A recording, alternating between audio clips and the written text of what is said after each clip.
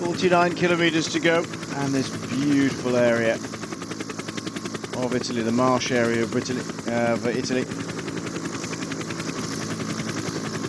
just inside from the eastern seaboard. We're running to Castelfidardo today,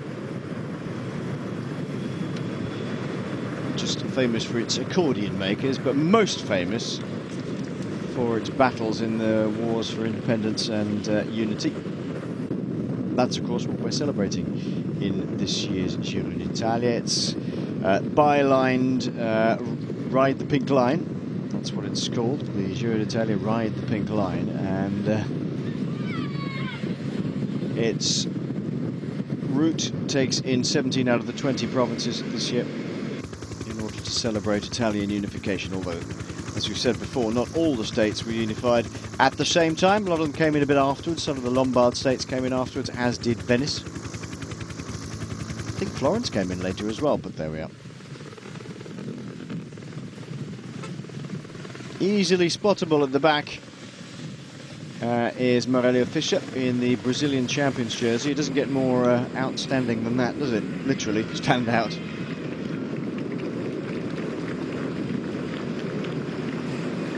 It'd be nice to tour around in Sean this, but I'm not racing every day, and if you were doing this sort of terrain every day, pretty good for touring. Yes, difficult for racing, this sort of terrain. This stage today is a really difficult one for riding a bike more leisurely. Yes, lovely roads, as you can see, beautiful countryside, and enjoyable place to ride your bike. But these style of stages where there's very little flat road, it is a difficult one. And sometimes if you go into the mountains and you climb the big cols in the northern part of Italy, if you do it in France and the Pyrenees of the Alps, you get into the climb and you ride your rhythm in the race. And if you're riding up front, of course, it's more difficult. But in the bus, for example, you can just get on the climb and ride. But here, you just have to hang on because everybody wants to stay in the bunch as long as possible, and it is very difficult terrain where a lot of the non-climbers suffer majorly. What sort of riders really excel on a day like this? I mean, are there riders in a Grand Tour who you'd normally see in classics or semi-classics, or just hang around? They'll look at the route for the whole of the Giro and say, right, that is my day.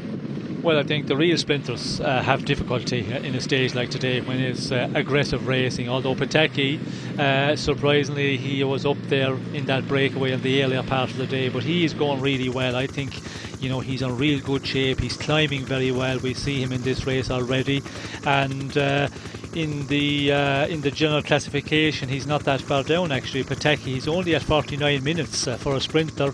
When you look at some of the other riders, a lot of them, well over an hour and 45, an hour and 14 down, an hour and 20 down, so an hour and a half down. So he's riding well to be up there, but it's more the strong men's course today, and Kirienka, of course, he will be the one who could do a lot of damage out there today. But again, he is unfortunately in the earlier part, the breakaways, it's difficult to get away because there's a lot of watching, a lot of teams want to get in, and you have to get into a break where most of the good teams are represented, the teams that want to have somebody in the breakaway. And possibly the earlier part of today, there were some teams which weren't happy with it and they wanted to close it down. But it's Kirienka, he's riding so well because again he's really up in the general classification. He's only at 2.5 minutes down, and it's definitely that style of stage today for the real strong men. The climbers, of course, can get through very well today, but the men who are really up in the general classification, a lot of them are marked men, and it's always difficult to get out. And I suppose chapeau to Nevegal to trying to get out, because he could say, well, they're not going to allow me to get away in the situation I'm in the general classification, but he's went for it today, and for the moment he's in the good breakaway. Will it be allowed to continue on and even finish like with a minute or a minute and 15 at the end of the day? Well, that will be a great day for him, because he will really move very close to taking the race leader jersey, if not taking it. Alberto Contador coming to the front, having a word with Matteo Tozzato, just seeing how we can get these riders working around through and off a little bit better, I think. just to keep the pace good and high and keep that breakaway under control. That's clearly marshalling the troops.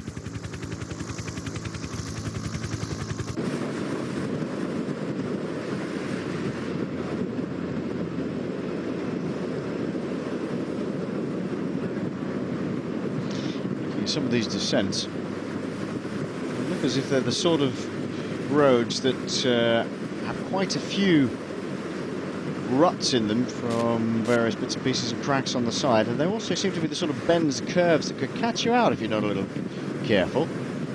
Run a little bit wide on some of them. You can see that in the breakaway, even 2 or 3 of the riders, experienced as they are, running a little bit wide, having to break through the middle of the corner at times, and that's not particularly good. Not so bad when it's dry. That's interesting. Morelio Fischer having a word with Alberto Contador, who's clearly saying, shh, don't say anything about something. I would imagine they're having a chat about the position of Mr. Nevegal somewhere. Or maybe the weather. Or maybe the weather, of course. Or religion, or politics. All the other things you don't talk about in the peloton. I'd not be surprised if we see Saxo just knocking it back a bit and allowing the breakaway to pull more out. You know, the situation at the moment, keeping it at that around 2 minutes, it's not in the interest of Contador. I think he wants, to get rid of the jersey for a bit, and if he can, allow Nevegal to take the jersey, and you see him talking with a teammate as well. And if they do that, I think they will. Some of the other teams maybe just put a man up there, and that will take the pressure off of Saxo back a bit more.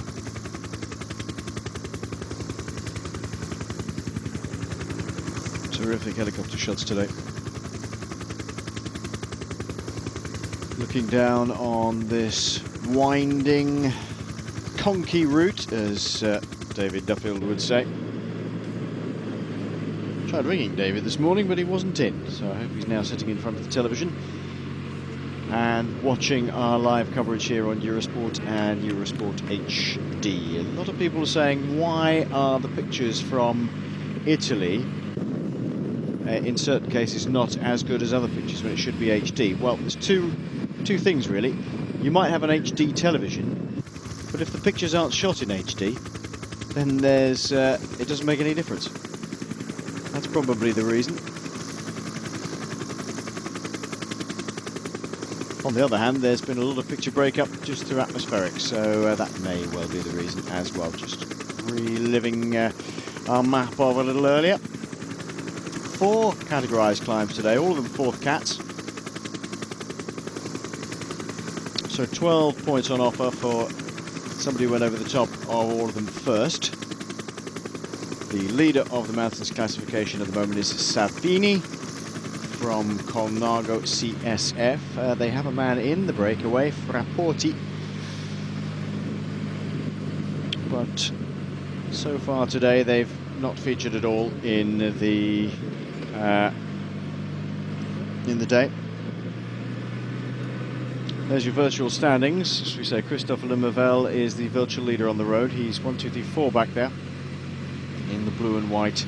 The black and blue of Garmin Cervelo. You can tell the difference between the Sky riders and the Garmin Cervelo riders because the Garmin riders are wearing blue helmets. And there is Nevegal. He's a hard worker, Nevegal, Sean. He works hard for others, and when he's given the opportunity, he works hard for himself.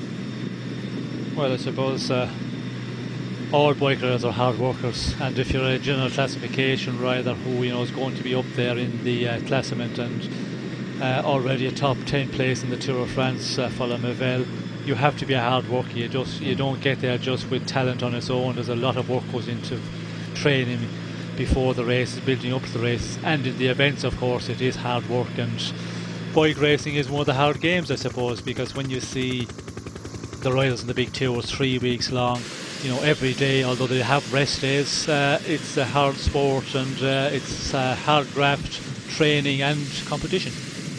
Which leads us on to a couple of very interesting questions been posed on the Twitter feed. Spokesmen, S-P-O-K-E-S-M-E-N,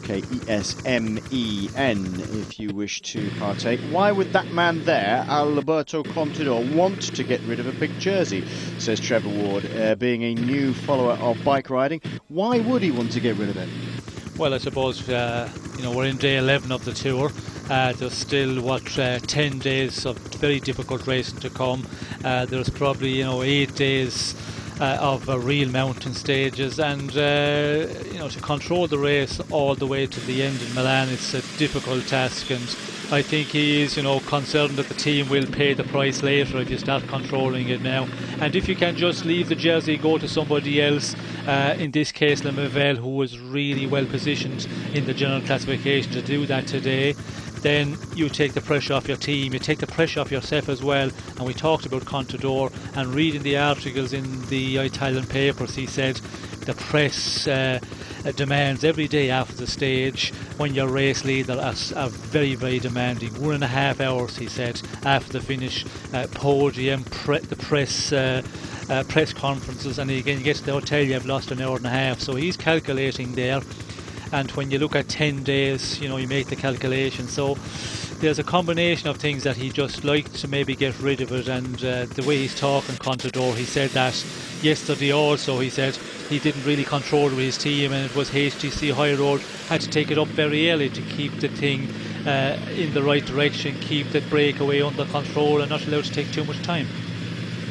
David Miller now coming up alongside Alberto Contador, the second Garmin Cervelo rider, coming to have a word with the race leader. Try and find out what's going on in Contador's brain. What does he want to do with that pink jersey?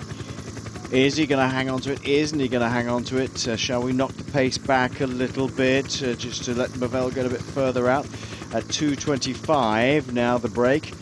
He's opened up that gap a little bit. Contador clearly calculating whether he's capable of bringing back Nevegal later on in this race. And that is, as Sean was explaining, if he thinks he can get rid of the pink jersey, he's not going to obviously get rid of the pink jersey and then just stop riding. He wants to keep in contention for it. But that's what it is. Take the pressure off everybody. Somebody else has to do all the work then, in all senses. Mike Dobson saying, my dad refuses to believe that bumpy stages can be as sapping as mountain stages. What do you think? Well, the riders make the race, Mike. It depends on how hard they want to race. If Breakaway wants to go really hard and try and stay away, and the Peloton has to chase them hard, then it's going to be a hard day. If they go all very, very slowly, it's not going to be so hard. As hard as mountain stages, depends how it's raced, really, but and also depends on who you are and where you are in the general classification. It's a moving game of chess, cycling. It's almost impossible to say what is and isn't a definitive in cycling. It's just moving and changing and evolving every single pedal stroke. 40 kilometres to go, 2:24 is the gap. Looking good for Nevegal.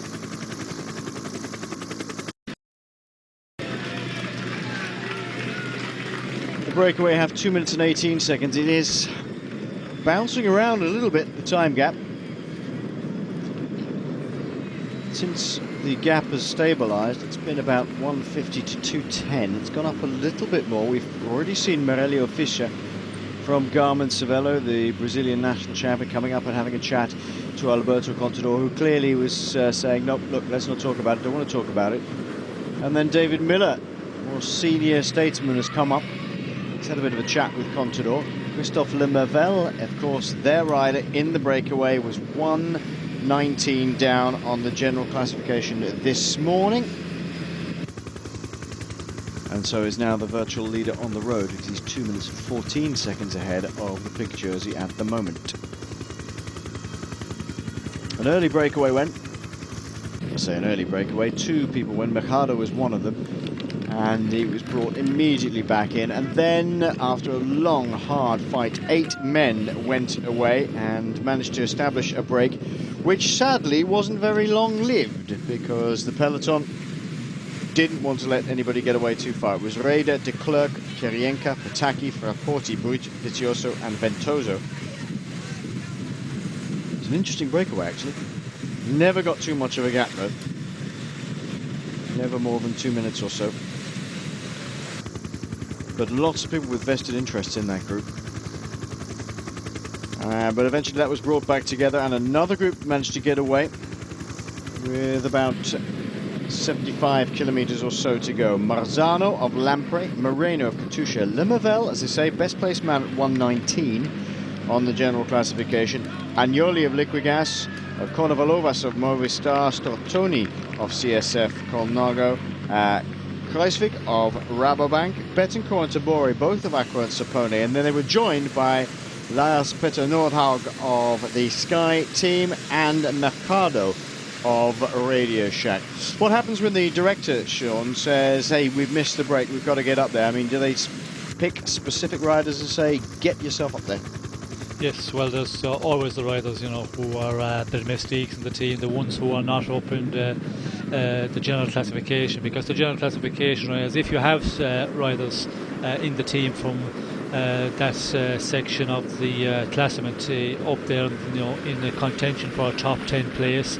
But sometimes it's a situation that there's so many teams representing the break, and then a team that hasn't got anybody, they feel that, well, you know, we should have somebody. And if it's a big team, you know, sometimes they say, well, you know, make the riders ride now, and that's what the directors do. But again, you know, it always depends on the situation. If you have a group of 11 riders out in front, difficult for a team to control that and to close it down. If they're really racing strong out front, but often we see the situation, a breakaway and then a team starts chasing. For what reason? Difficult to know. I think sometimes the riders get a bit of an order from the team director, who gets a bit peed off that the riders are not performing and not working into the team tactics they've talked about before the stage. Yeah, Sean Yates, the Sky director, obviously urging Lars Petter Nordhaug on to do it. Vladislav Ekimov is the director sportive for Radio Shack, on the blower, saying, boys, you know, we've missed it, you've got to get up there. Chris Prosser asking the question, well, maybe the other team should bring in the breakaway and force Contador to defend in the mountains. Well, I think, you know, to defend in the mountains, he's not going to have the problem in the mountaintop finishes, considering the way he was riding up Mount Etna 2 days ago. I cannot see anybody challenging him, and, you know, in the mountains as well, if they start attacking him, you know, Scarponi, Nibali, Kreuziger, for example, and some of the other better climbers, there's still nothing 4 or 5, 6 riders can do against a Contador, because he is so good in the mountains. The attacking, that's what he likes. He likes that style of climbing, and he is by far the better rider to cope with that style of racing in the mountains. So it's really, you know, in the terrain between that you have to try and do it. Today was an example. I think it was a perfect situation to try and do something against him, but I'm sure he was very much, you know, his eyes open for the men that he feels are going to be the men in the end of this race, like the Nibali, Scarponi, for example. They are probably the 2 men that he feels are the most dangerous in this race, and then there's the rest, Kreuziger, of course, as well, probably, you know, pretty much close up there as well. Serpa, will he be good enough in the mountains and the time trials as well? And Sutsov, will he be strong enough to do something?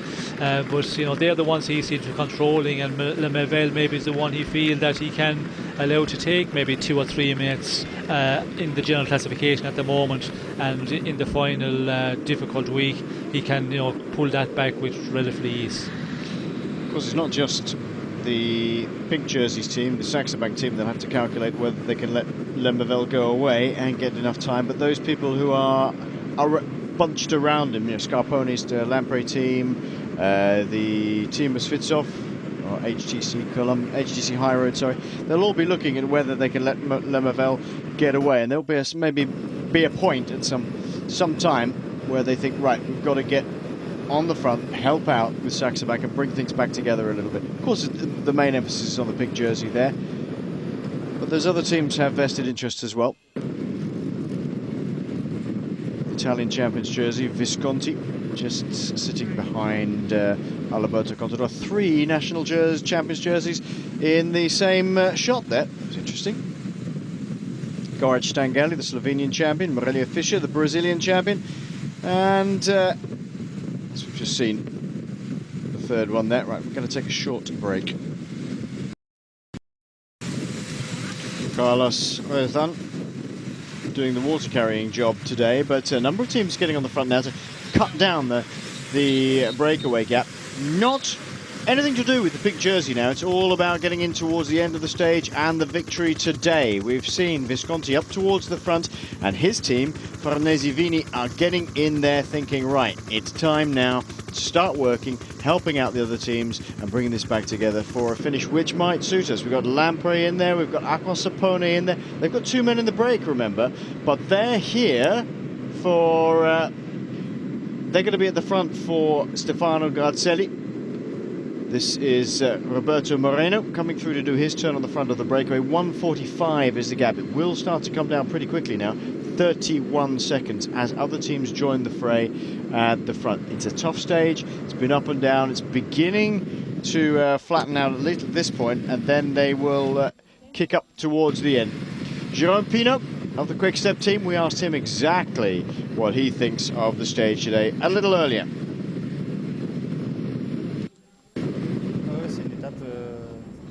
It's a dangerous stage for us today. Dangerous in the sense it's hard. It's 144 kilometers, but there's no flat in it at all. Lots of difficulties. Maybe 15 or 16 hills, but only 4 of them are categorized. So we've put a 27 sprocket on the back because we know it's not going to be easy. It'd be right if the legs were good. Well, I've had worse stages than this, so I'm not too scared. I could do something today. It's maybe one of the last occasions I could do something in the Giro. After that, there's always going to be work to be done for leaders. Even if it's not for me, it's a bit less pleasure. You know, there's about 80 riders in the peloton have to do the same. As Philippe Sillière, our producer, asking, are there any special thoughts for Wouter Weylandt? Is there extra motivation? Well, I'd prefer it if there isn't extra motivation. I'd prefer him to be around, to be honest. We know what's happening today in Belgium. It's all our hearts with the family, with him. Now, when we're on the bike about him, we think a lot of things. And when we're in giving it full gas, sometimes it can give you additional strength. But this year, at each time, when I've had something bad in my career, if I'd have had lots of bad things in my career, I'd have had extra strength, I'd have maybe have run a lot of races. It's been a very dark and sad year for me.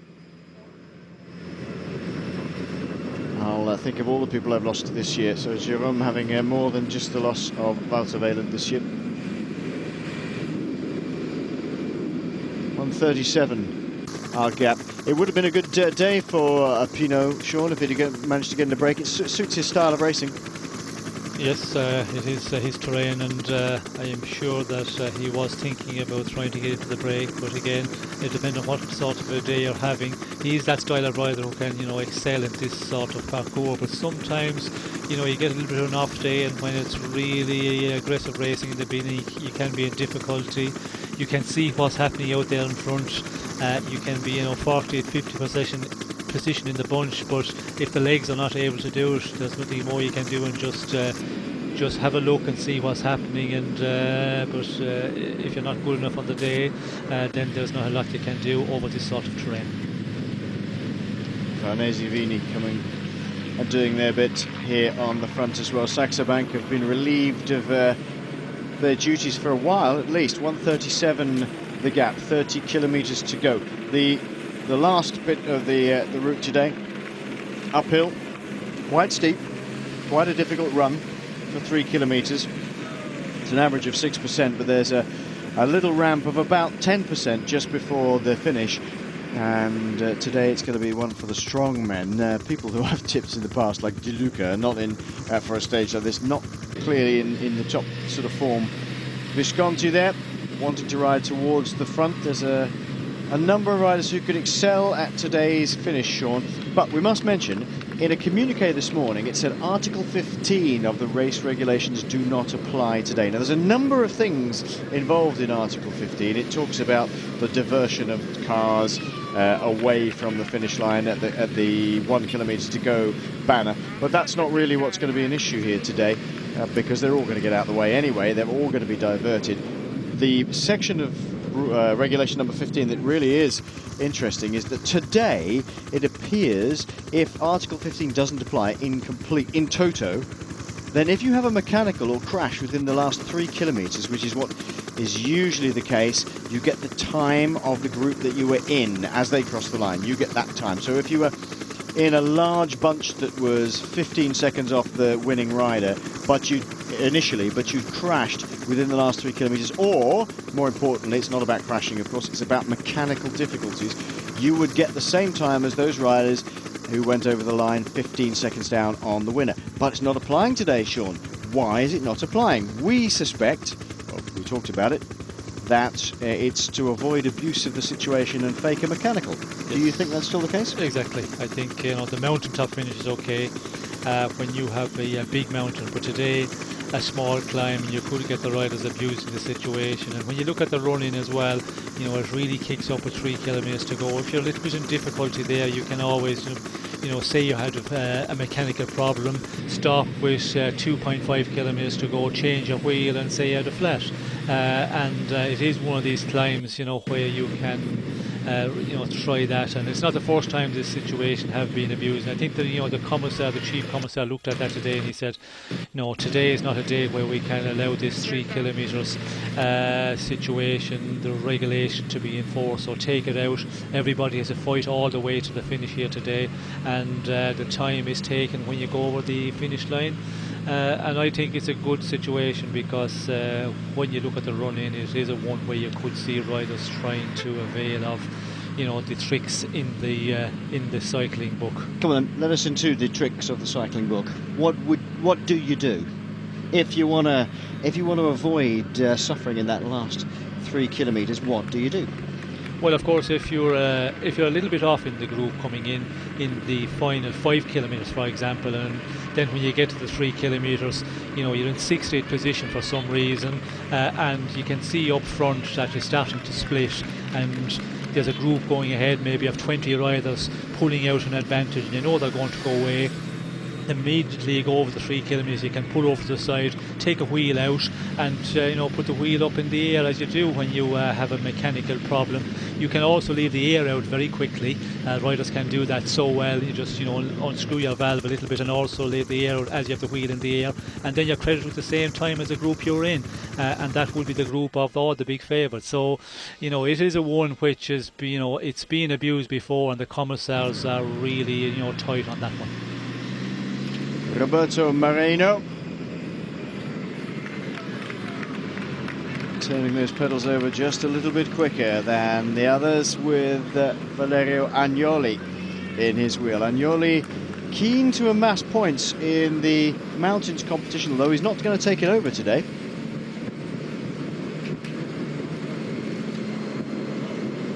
And these are two very good climbers indeed. This is only a 4th category climb, but a little bit more difficult than perhaps it just appears on paper.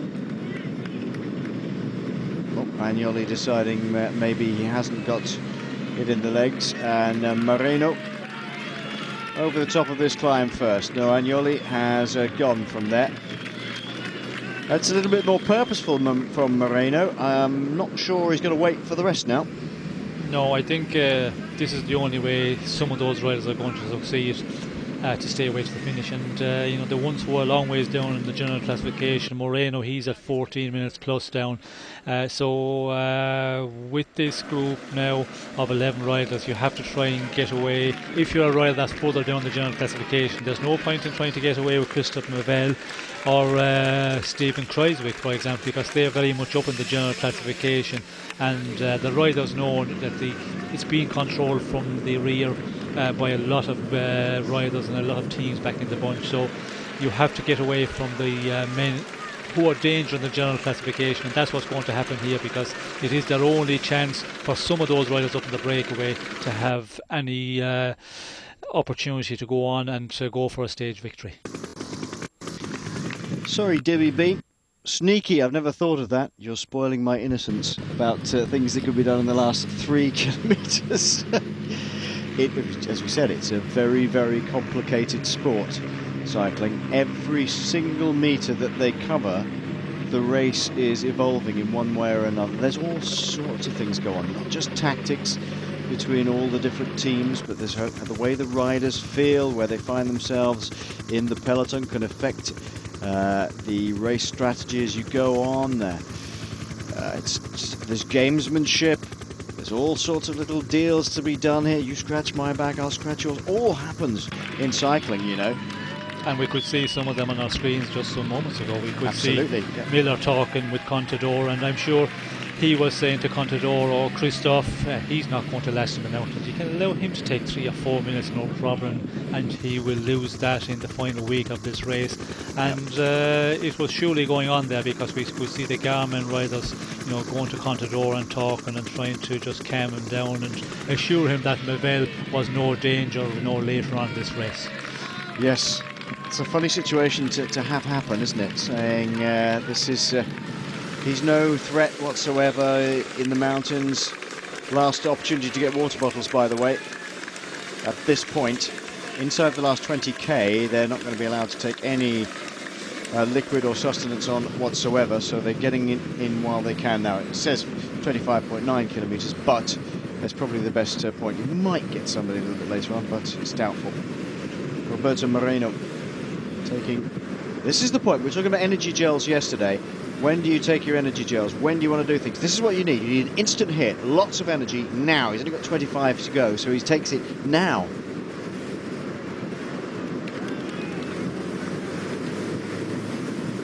Ooh, that's a fast downhill for Roberto Moreno. Lovely sweeping left-hander and absolutely flying. Legs churning around. He'll be on the 53.11. Hey, there's a bit of crosswind there as well. Those deep section rims being blown around a bit. He's not the biggest of lads, Roberto Moreno. And under the 25 kilometres to go banner for our leader on the road here, Moreno. And there was Moreno going up the right-hand side of the road. That's a clever way to do it, because Agnoli went with him, and perhaps a lot of them thinking, I mean, he didn't go too super fast. A lot of them thinking, well, he's only there for the points on the mountains classification, but clearly more in mind. Moreno takes 3, Agnoli takes 2, Stortoni takes 1 point.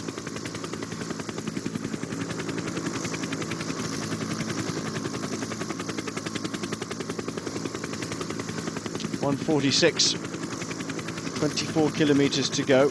Remember, Christophe Lemavelle, the danger man in the breakaway, started at 119 down on the general classification.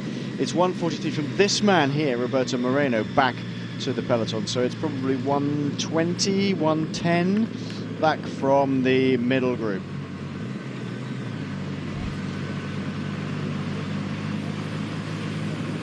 Doesn't look too good at the moment for Lemavelle.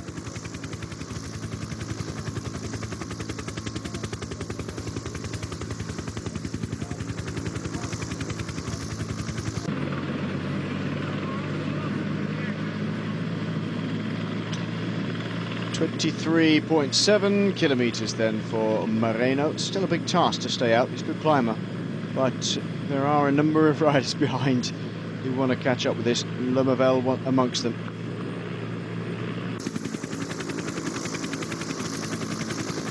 Back on the road.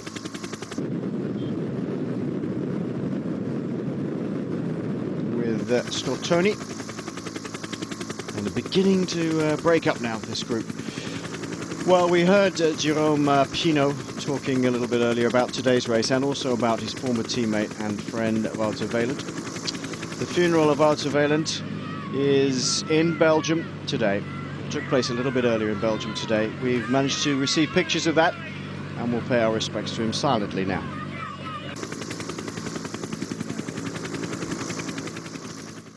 Ons engeltje. Hopelijk vindt hij...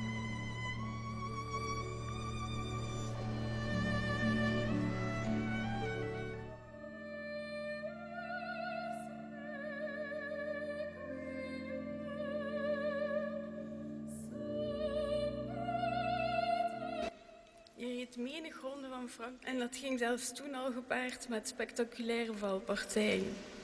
Lieve Wouter, ik stuurde op.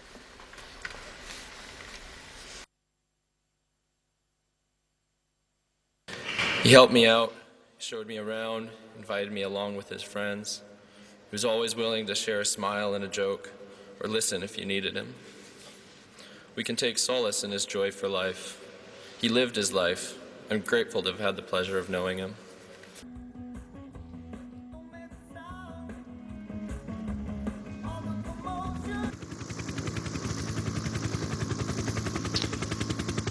The world of cycling mourning the death of Wouter Weylandt, and the pictures of his funeral earlier today back in Belgium.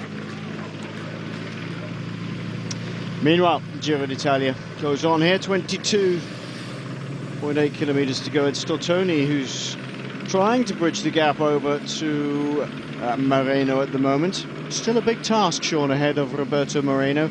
Over 20 kilometres to go. This lumpy up and down stage today has no signs of flattening out properly. No, certainly not flattening out, and as we said in the earlier part of our programme today, and we heard from some of the riders, a real difficult day, not a lot of flat road at all, and I suppose it's a perfect opportunity for a rider to go alone, and as we can see Moreno here, really giving it a lot out front, Stortoni chasing down, and I think it was Stefan Kreiswick we see there following on, so they're scattered, and it's sort of an individual time trial between the top three riders here, and it's difficult to organise a chase if you get 2 or 3 riders back in the original 11 men that want to walk together. It does help a little bit, but again, it's difficult to keep it going when you're up and down all the time. Where if it wasn't a flat run in here, well then for Moreno it would be much more difficult. And if you've got a lot of power, you've got the good legs, you can really put up a big fight here to stay away. 1:38 for Moreno back to the peloton, and somewhere behind Stortoni is Christophe Nevegal. Nevegal starting the day at 1:19 down, has given it a good go at trying to stay away and gain the pink jersey. We've seen the little conversations going on between Mario Fischer, David Miller, and the man in the pink jersey today, Alberto Contador. Contador saying, well, he's not that worried about keeping the jersey. It's really a case of what the time gap is. No, we don't have a time gap given to us at the moment, I'm afraid, on race radio for the Peloton to Nevegal group. This is the Peloton itself. It really is a nasty day today. A lot of riders will feel this in their legs by the end of the day. Tomorrow's stage was the last time the sprinters can really excel, and you may think that's going to be an easy day, but probably not, because if they've had a tough day today, there'll be a breakaway that goes away of those few men that still feel fairly good, and then they'll fly along, absolutely belt along, trying to bring them back in again, ready for the sprint finish, and as sure as eggs is eggs, that will be the case. Average race speed today, 40.9 kilometres. That's nearly 41 kilometres an hour average over this terrain. Sean and I were out training yesterday with a pretty reasonably fast group of people, constantly going about 35, 36 kilometres an hour. That almost killed me.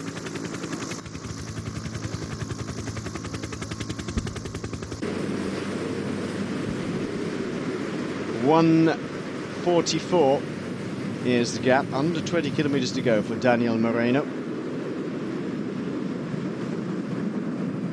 39th in the overall classification, as you can see, 14 minutes down. So really we haven't bothered mentioning anybody else in the breakaway apart from Nevegal, and Nevegal looks like he's catching. Is it Nevegal or is it Nordhaug? Just got a little bit of a gap there. Stortoni's looking behind to see he needs some extra help.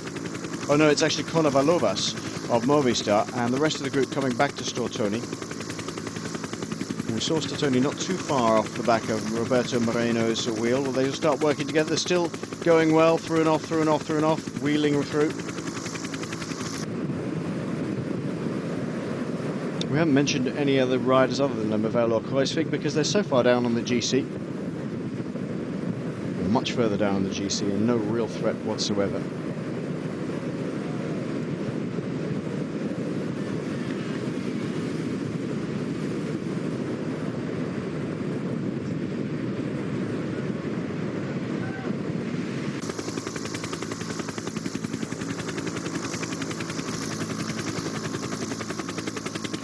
Chasing group at 17 seconds now behind Moreno. And Neil, Furious Funster, you're absolutely right. Why am I saying Roberto Moreno? He is a Formula 1 driver, or was a Formula 1 driver. Not a fantastically good one either. It's Daniel Moreno. I don't know why I keep saying Roberto, but I did. One of those days. Aha! Androni coming to the front. There is a Roberto in that team, Roberto Ferrari. Ironically, as we're talking about Formula 1, who's had a very, very consistent few sprints, Sean Ferrari, and he's quite a strong guy as well. Yes, it's difficult to see that would be from today, but again, a lot of action in the bunch now. We could see there that Astana also are riding, and of course, you know, the young Jersey classement, which Kreuziger is leading. They seem to, you know, be interested in that because they're just keeping the pace that little bit, push it on there a bit, keep it high. So it's going to be a difficult one if a lot of teams start coming, as we see. You know, with the Androni team coming to the front, if more teams think they can do something in this final, well then, even though at 17 kilometers 138, we could see it all coming back together again with this final climb. But Moreno is doing a very good job. Daniel Moreno, let's call Daniel him. Moreno. But he is doing a good job. But again, the chasers are working quite well together for the moment. 17 seconds, it's a slim lead. So it is going to be a difficult one, an interesting one. I wouldn't forecast for the moment, you know, if this break is going to stay away all the way to the finish. Maybe we could call him all sorts of other Morenos, other famous Morenos in the world. Yeah, he's going to have trouble staying away. Androni, I suspect, Sean, think that Vicchioso might be a candidate for a jump today. He was the victor on the stage that Wouter Weylandt sadly lost his life, unbeknown to him, of course, with David Miller just behind him. And Nevegal was in that group as well. That's the stage that set Nevegal up towards the front of the general classification, which is defended very, very well indeed. So as Daniel Moreno continues to plough on behind, Androni are doing the work on the front of the peloton now. I wonder whether Vicchioso is the man that they are looking at to fire off the front. And I suppose there's other ones there in the Androni team. Absolutely, yeah. You know, the good climbers, because this is a finish where a climber, if he can get his position in as we get into that final 3 kilometres, get into a real good position. You look at the Androni team, Serpa there, Sella, for example, Lugano, they all could, you know, try something in this final 3 kilometres of today's stage. Oh, that's absolutely leg sapping, isn't it? Up and down and up and down. Looks more like some of the terrain we saw on the tour of the Basque country. In fact, it reminds me almost identical type of terrain to the one where we saw Alexander Vinokurov jumping off the front in the last 5 kilometres and doing well. This is Betancourt from Aqua and Sapone.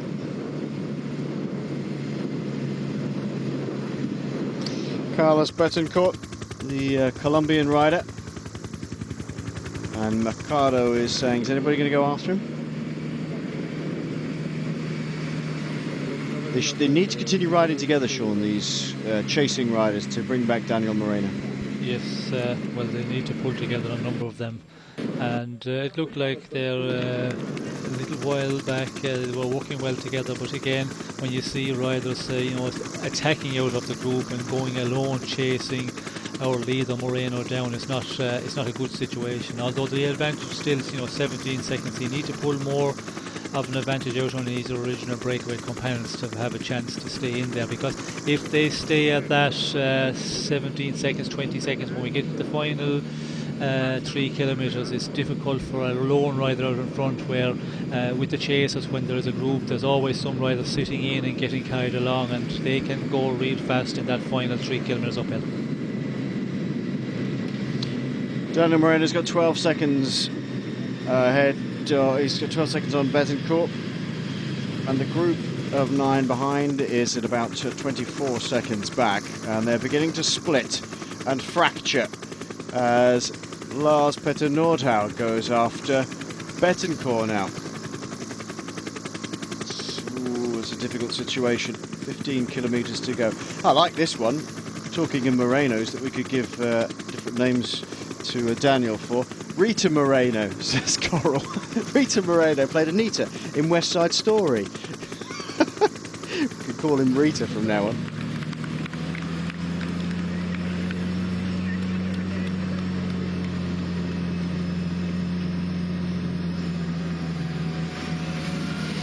Carlos Betancourt is sort of stuck between the group he was in and Daniel Moreno, or Rita, as he's better known now. Not such a nice road surface out here. We've had very, very good roads about 5 or 6 kilometres ago, but these are all rutted, very nasty indeed. Not that it'll bother Rita, he's pretty used to these sort of things.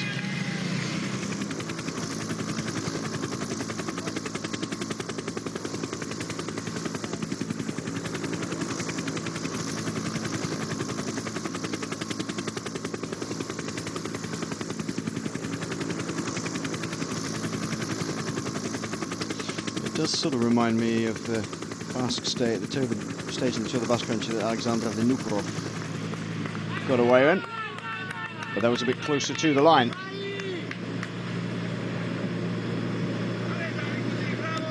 He's working hard, is Moreno, and Betancourt doesn't seem to be making too much impact on him, but Lars Petter Nordhaug has been brought back, and it's Christophe Lemavelle now who's opened up the taps and is coming up to the rear wheel of Carlos Betancourt.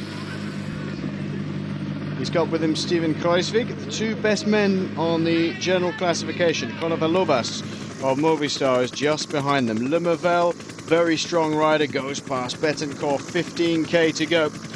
It's every man for himself here now, Sean. Yes, it is. And Lemavelle is really pushing on here, and a lot of riders in difficulty, and it is really leg breaking here. You can see the percentage of the ramp there when you look down.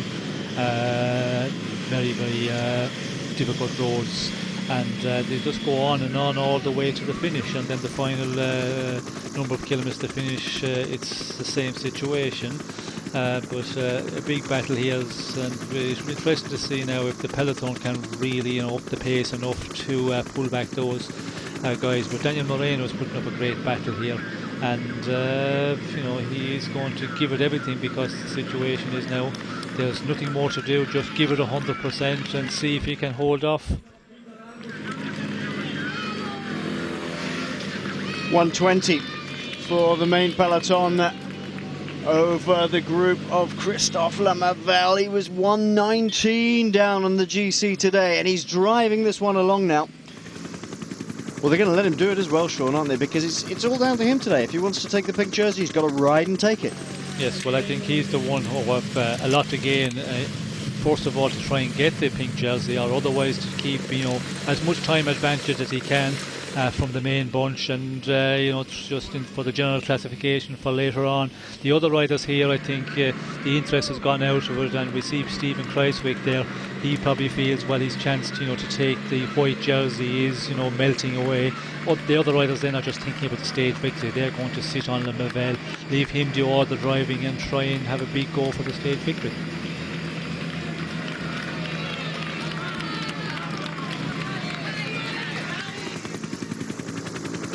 inside the last 15 kilometers. If you're just joining us here on stage 11 of the Giro d'Italia, it's been a very tough day for the riders in the saddle. It's been this sort of terrain, long dragging climbs and sweeping descents all day. Only 144 kilometers, but it's going to be more than enough for the riders in this year's Giro d'Italia. Originally a group of 8 men went away. Reda, De Klerk, Kirienka, Pataki, Frappoti, Brut, Vizioso and Ventoso. It was a very interesting group, as we said, lots of people in it who had vested interests. But then it was all brought back together and a second group went away. You are watching the remnants of that second group, all beginning to attack each other. Marzano of Lampre, Moreno, Daniel Moreno of Katusha, who is up the road. Christophe Lemavelle, who was only 1:19 on the GC. Valerio Agnoli of Liquigas. Konovalovas, who's on the attack here, trying to get across to Daniel Moreno. Stortoni of Colnago CSF. Kreisvig of Rabobank. Betancourt and Tabori of Aqua Sapone. Nordhaug and Machado. Nordhaug of Sky and Machado of Radio Shack joined them a little bit later on. But, ooh, crikey, this is a good move by Konovalovas. He has great time trialing experience and form. It's Carlos Ochoa setting the pace here for Androni on the front with Jose Serpa just behind him. Now, Serpa very much up in the general classification, but I don't think they're aiming for him today, Sean. They're aiming for a win on the hill itself, a stage win. Yes, I think they're interested in the stage win, and that's the only reason they can be driving and putting the bunch on at this moment. We have seen there on that the drag they were on, our leaders, Lemavelle really pushed it on, and of course they went through the sprint zone in Recanti, which is a bonification point, and Lemavelle took 4 seconds there, and then immediately attacked by Konovalovas. So, you know, they are just watching Lemavelle because they know he's the man, and he wants to, you know, to gain as much time as possible. And it's been interesting to see now Konovalovas, you know, how much he has got. We have a descent here of a number of kilometres, then it kicks up again, another little climb before we go on to the finish for that final 3 kilometres up to the finish line up today. So on the road now, Christophe Lemavelle, he started the day at 1:19. He has now got 1:23 in hand over the group, which is 1:14 down. He needs more, Sean. He's got to keep driving on or get the others to work with him. Yes, well, he is trying to, you know, keep the others riding and get them to do as much as possible, but it doesn't look like that there's many of them want to contribute, and some of them are under pressure and they're, you know, suffered made to stay with the tempo he's been making. Other ones, you know, they want to just keep it in reserve, keep the strength for later. And this finish, of course, you know, they all know it's going to be a very difficult one. And if they can keep Moreno at, you know, 20 seconds, 25 seconds, we could see him, you know, having difficulty keeping it going because he's out for a long time. He's been out for quite a number of kilometres. To keep it going on your own, it's a big ask, and that final kilometres could be very difficult. We could see some of the riders from the break he was with just pulling him back in the final kilometres to the finish today. Daniel Moreno's continuing to forge ahead if he can, but he's got Ignatius Konovalovas behind him and he's an excellent time trialist. Will he shut this gap down pretty quickly? My guess is that he probably will, Sean. He's a very good, well, you could see Moreno just going over the top of that little rise there, and Konovalovas is not that far behind him now. No, and he is going really well. Of course, Konovalovas, you know, coming out of the group, he's had the advantage. He's been, you know, carried along a bit, and you know, was in the drafting of the other riders back in the breakaway.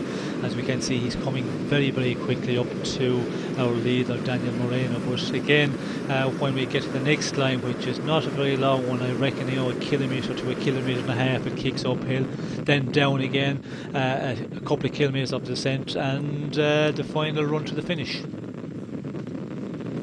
The Androni team are really driving this one along here. It's not doing Christophe Lemavelle's chances any good at all. Konovalovas has got 8 seconds to make up on Daniel Moreno now. Androni's Alessandro Di Marchi pushing on at the front of the peloton. 7 seconds now for Konovalovas. They clearly, he's going to catch him. The question is, will they work together, Sean? They surely have to work together with 10 kilometres to go.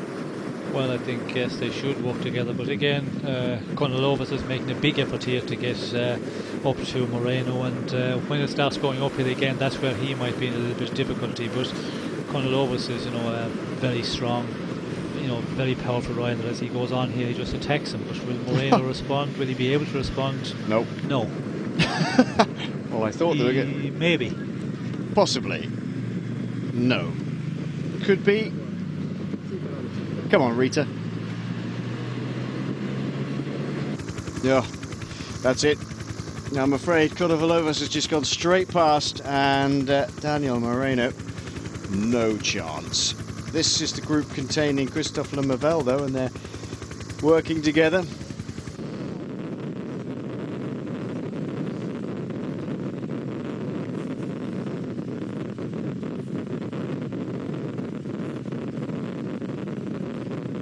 Nine kilometres roughly to go for the man at the front, which is now Ignatius Konovalovas, but they're doing a huge amount of work on the front, Androni. Now, which rider are they really setting it up for? This is it. They've got a tremendously strong team this year. Is Sella going to have a go on this last climb of the day? Sella has a couple of times had a little stab at getting away. Maybe once again Ruhanu thinks, this is my best chance of actually attacking hard. Will a man like Serpa be in the right position? I doubt it, because Serpa's been second in this line and doing quite a fair bit of work. We were wrong. There we are. Daniel Moreno, well, he was half wrong. Daniel Moreno has managed to make the rear wheel of Ignatius Konovalovas, and I think he's probably thinking, I'll be damned if I go through and give you a hand now. Marco Mazzano of Lampre in the pink and blue comes through to do his bit. Then Steven Kruijswijk.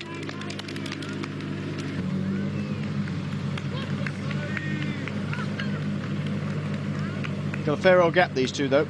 I can't see the remainder of the breakaway catching them, Sean, but the question is, will they stay away enough to get Lemaivel into the pink jersey? Remember, if he comes in third, he gets more bonus seconds as well. Yes, there is the bonifications there, of course, 20, 12 and 8 for the first three over the line. But again, I think Lemaivel is the one who is going to have to do all the work, and doubtful if he will be able to take that. But again, that third place at the moment. But with Moreno out in front and Konovalovas, it will be interesting to see if they can hold on.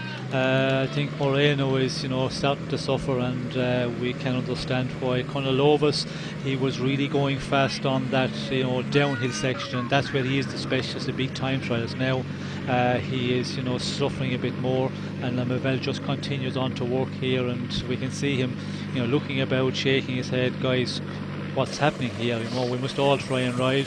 The stage victory is out there for you guys, and he is thinking, well, the general classification I can really benefit from today. Timarki and then Ochoa here for Androni. In your opinion, Sean, who is the most likely man that they're working for here? There's, as we've said, there's maybe 3 or 4 riders who could do something in the finish today for Androni. Vicchioso, Ruhanu, or Sella maybe even Serpa. Well, I think there's many there, and if you talk to Gianni Savio, I think he would say he has 3 or 4 riders, and here we have more attacks, and it's the situation is nobody wants to ride, seems to be, with Lemaivel. They're all just sitting on him, leaving him do all the pulling and all the donkey work on the front, and then attack him, and that's the way it is, because those riders there with Lemaivel, they're just thinking of trying to stay out here and just going for the stage victory only. 7.8 kilometres to go for the 2 men at the front then, Konovalovas and Moreno, and poor old Christophe Lemaivel is going to go right duffing over now.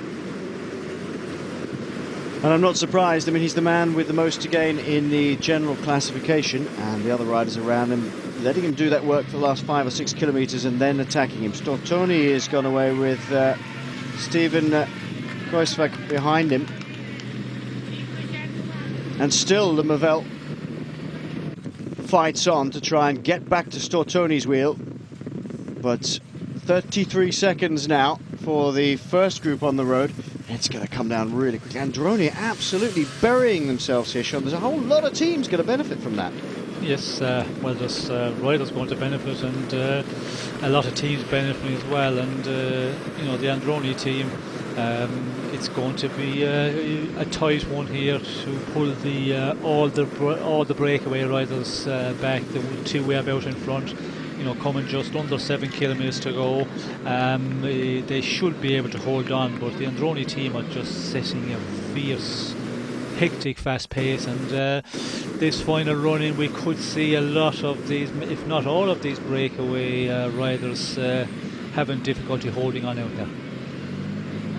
This is the last descent of the day. Couple of decent corners to get through, and the Peloton will have to watch that when they get to them, because they are absolutely flat out under the pressure of Androni. Hope we get some shots of them going through to make sure they all get through okay. The last 5 kilometres, for about a K or so, it's reasonably flat, and then it starts to kick up. Here come the Peloton. This is Stortoni going underneath the young Dutchman. Almost misses the corner. As I said, they're not easy corners though, so that corner and the next corner, Sean, have to watch out for it. Yes, and certainly in the main peloton, the way they're going at such a high rate, we could see problems. They have to be careful here. Yeah, the roads are, you know, dry. Imagine if we had wet conditions here on this running, it would be a treacherous one. So luckily, good weather conditions, and the two out front, Conolovas, really, you know, impressive when you get the flatter sections. We can see the way he's going. He must be doing 50-55 kilometers per hour at the moment. The rest of them all fractured all over the road. You can see Marzano, and I think with him is Betancourt trying to chase back on. And the whole, that's a great shot. The whole of the peloton sweeping around the bend. Konovalovas looks behind him, almost it's tipped by the passing motorcycle there. Well, if anything, Daniel Moreno is getting an easier ride here, because Konovalovas is an excellent time trialist. He attacked Daniel Moreno, and Moreno has just said, well, you know, if I can get back up to you, I'm just going to sit on you. Oh, they've started to work together now. He spent a good 3 or 4 kilometres, or a good 3 kilometres doing nothing. Stortoni was driving along that big gear. Now waiting, I think, or now realising that the other riders, the rest of the breakaway, are going to come back together. Stortoni, Marzani, Nevegal, Betancourt and Kruijswijk.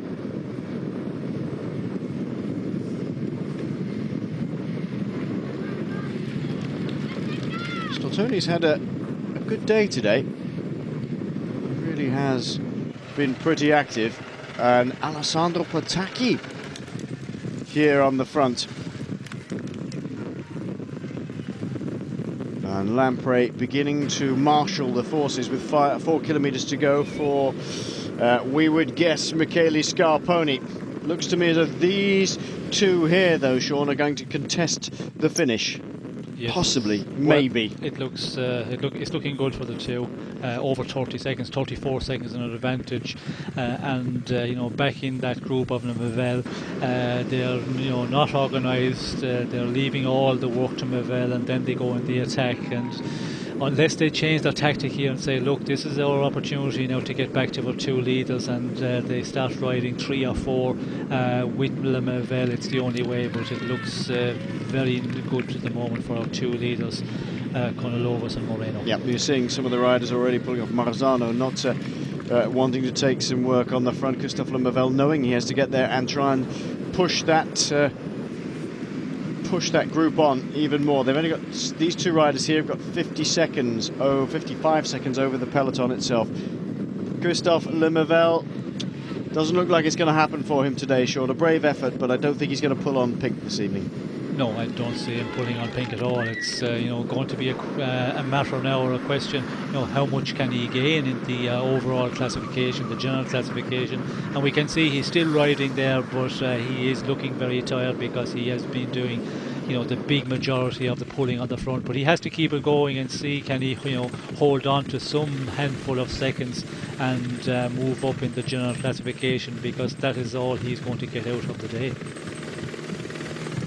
Lamprey have waited and waited and waited. They haven't had to do anything because they're the man in the breakaway, and now they are getting to the front to set it all up for, we would presume, Michele Scarponi. And wallop, is that the rest of the breakaway being swept back up? I think it probably is. The peloton absolutely flying now as Daniel Moreno gets to the front of this little duo. 44 seconds.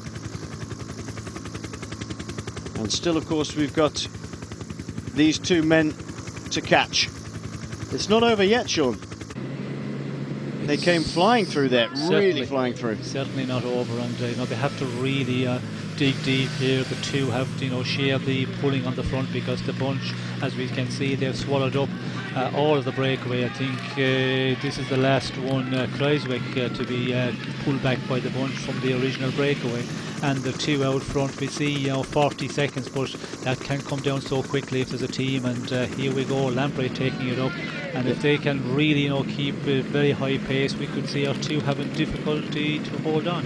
And Michele Scarponi third back in line here for Lamprey on the yellow forked bike here. All problems for one of the Movistar riders. We can't see who it is, of course, because they're in the way, but it's Vasily Kirienka. That's about the third time he's had problems coming into the to finish.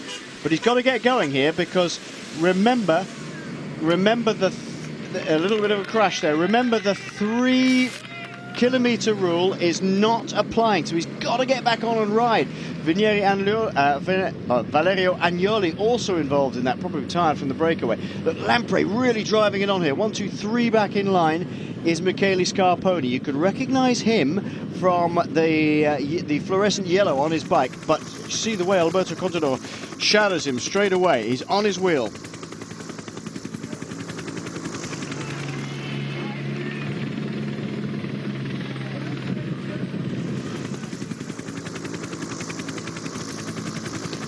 Scarponi's Lamprey team really driving it along here. He's second in line.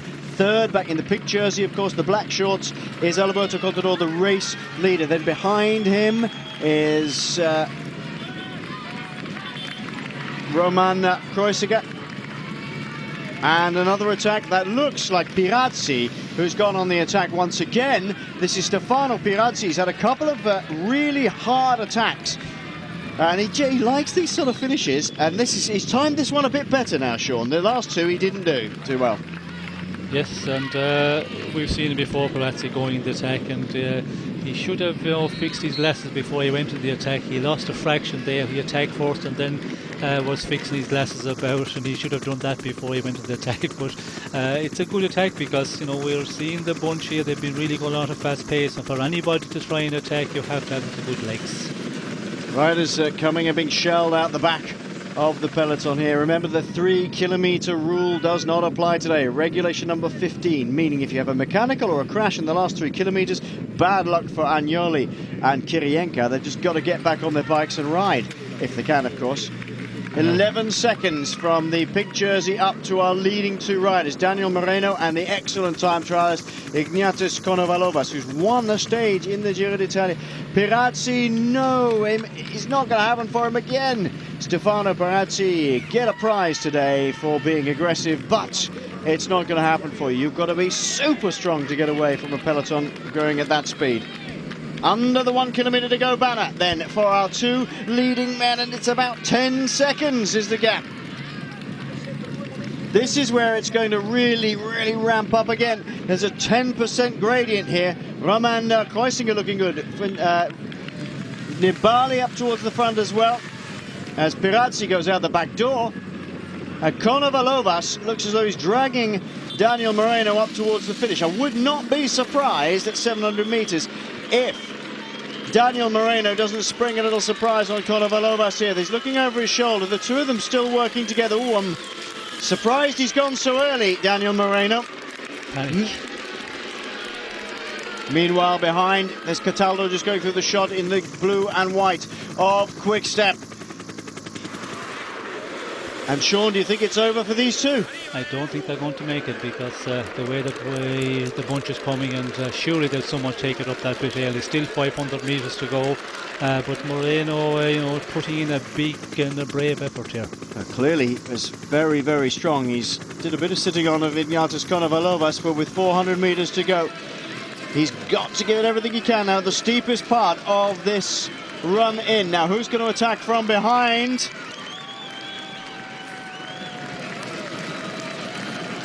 It's Jean Gardeccia. Gardeccia, the Frenchman, who's going to come up to the wheel of Moreno. Poor old Moreno's going to lose out as Gardeccia goes past. Is anybody else going to come and attack Jean Gardeccia?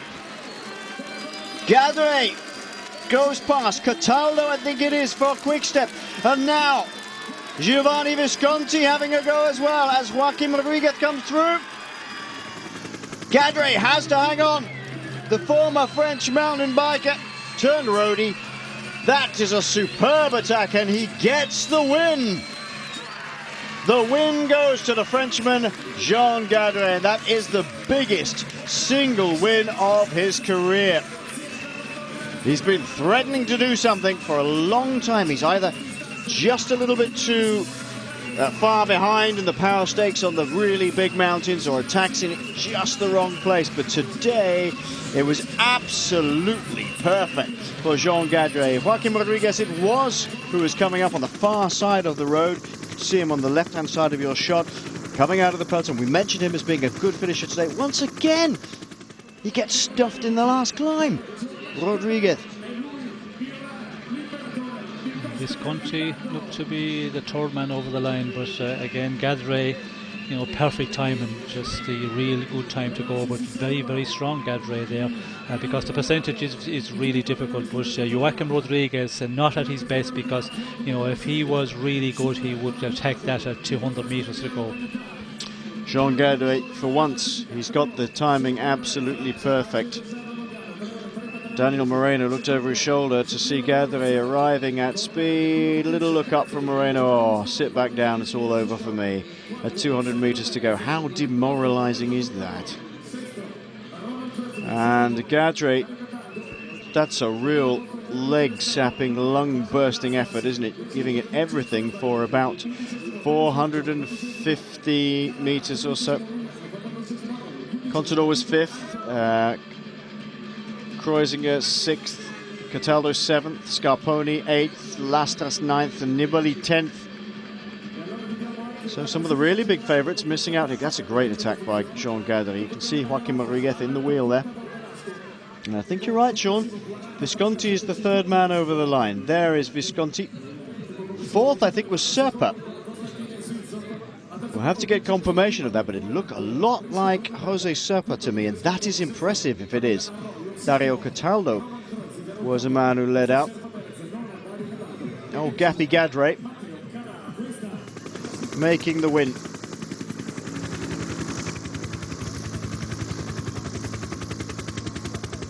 It was indeed Jose Rodolfo Serpa Perez who made the fourth spot, ahead of Alberto Contador and Roman Kreuziger in sixth spot. Serpa could have done with that third, He really could have done with just pipping Visconti for the extra 8 seconds. You never know when it might have been useful for him, but a great win for Jean Gardeccia. Jean Gardeccia, we saw him come to prominence a number of years ago in the Giro d'Italia. He started to climb and nobody really knew who he was, riding for AG2 up, climbing very well indeed. He was there or thereabouts on every mountain. That is a great win for Jean Gardeccia. Contador looking over his shoulder and seeing Jose Serpa driving past him there. Good win for the Frenchman.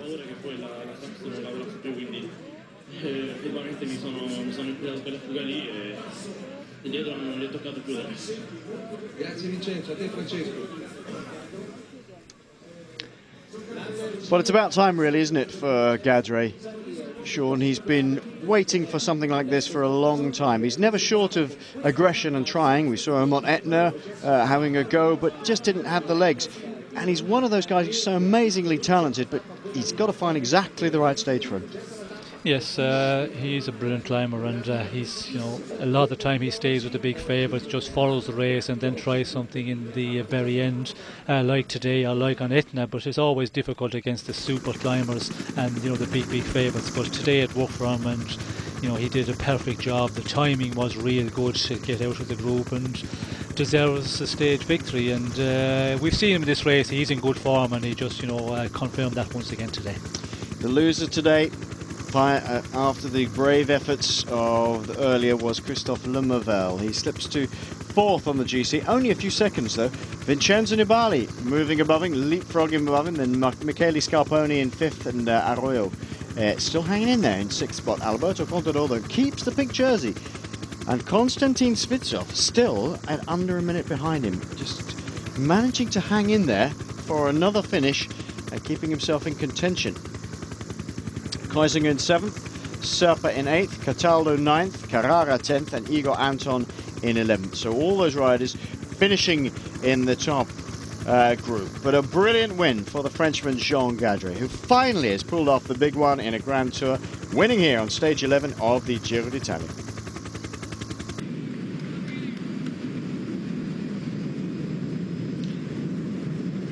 Well, the wind doesn't seem to be affecting them too much today. There's not a great deal of it whipping across either the peloton or the break. Otherwise, they would have been strung out across the road in one way or another. And a very fine day for riding a bike, Sean. It'd be quite nice to be out here on holiday doing it.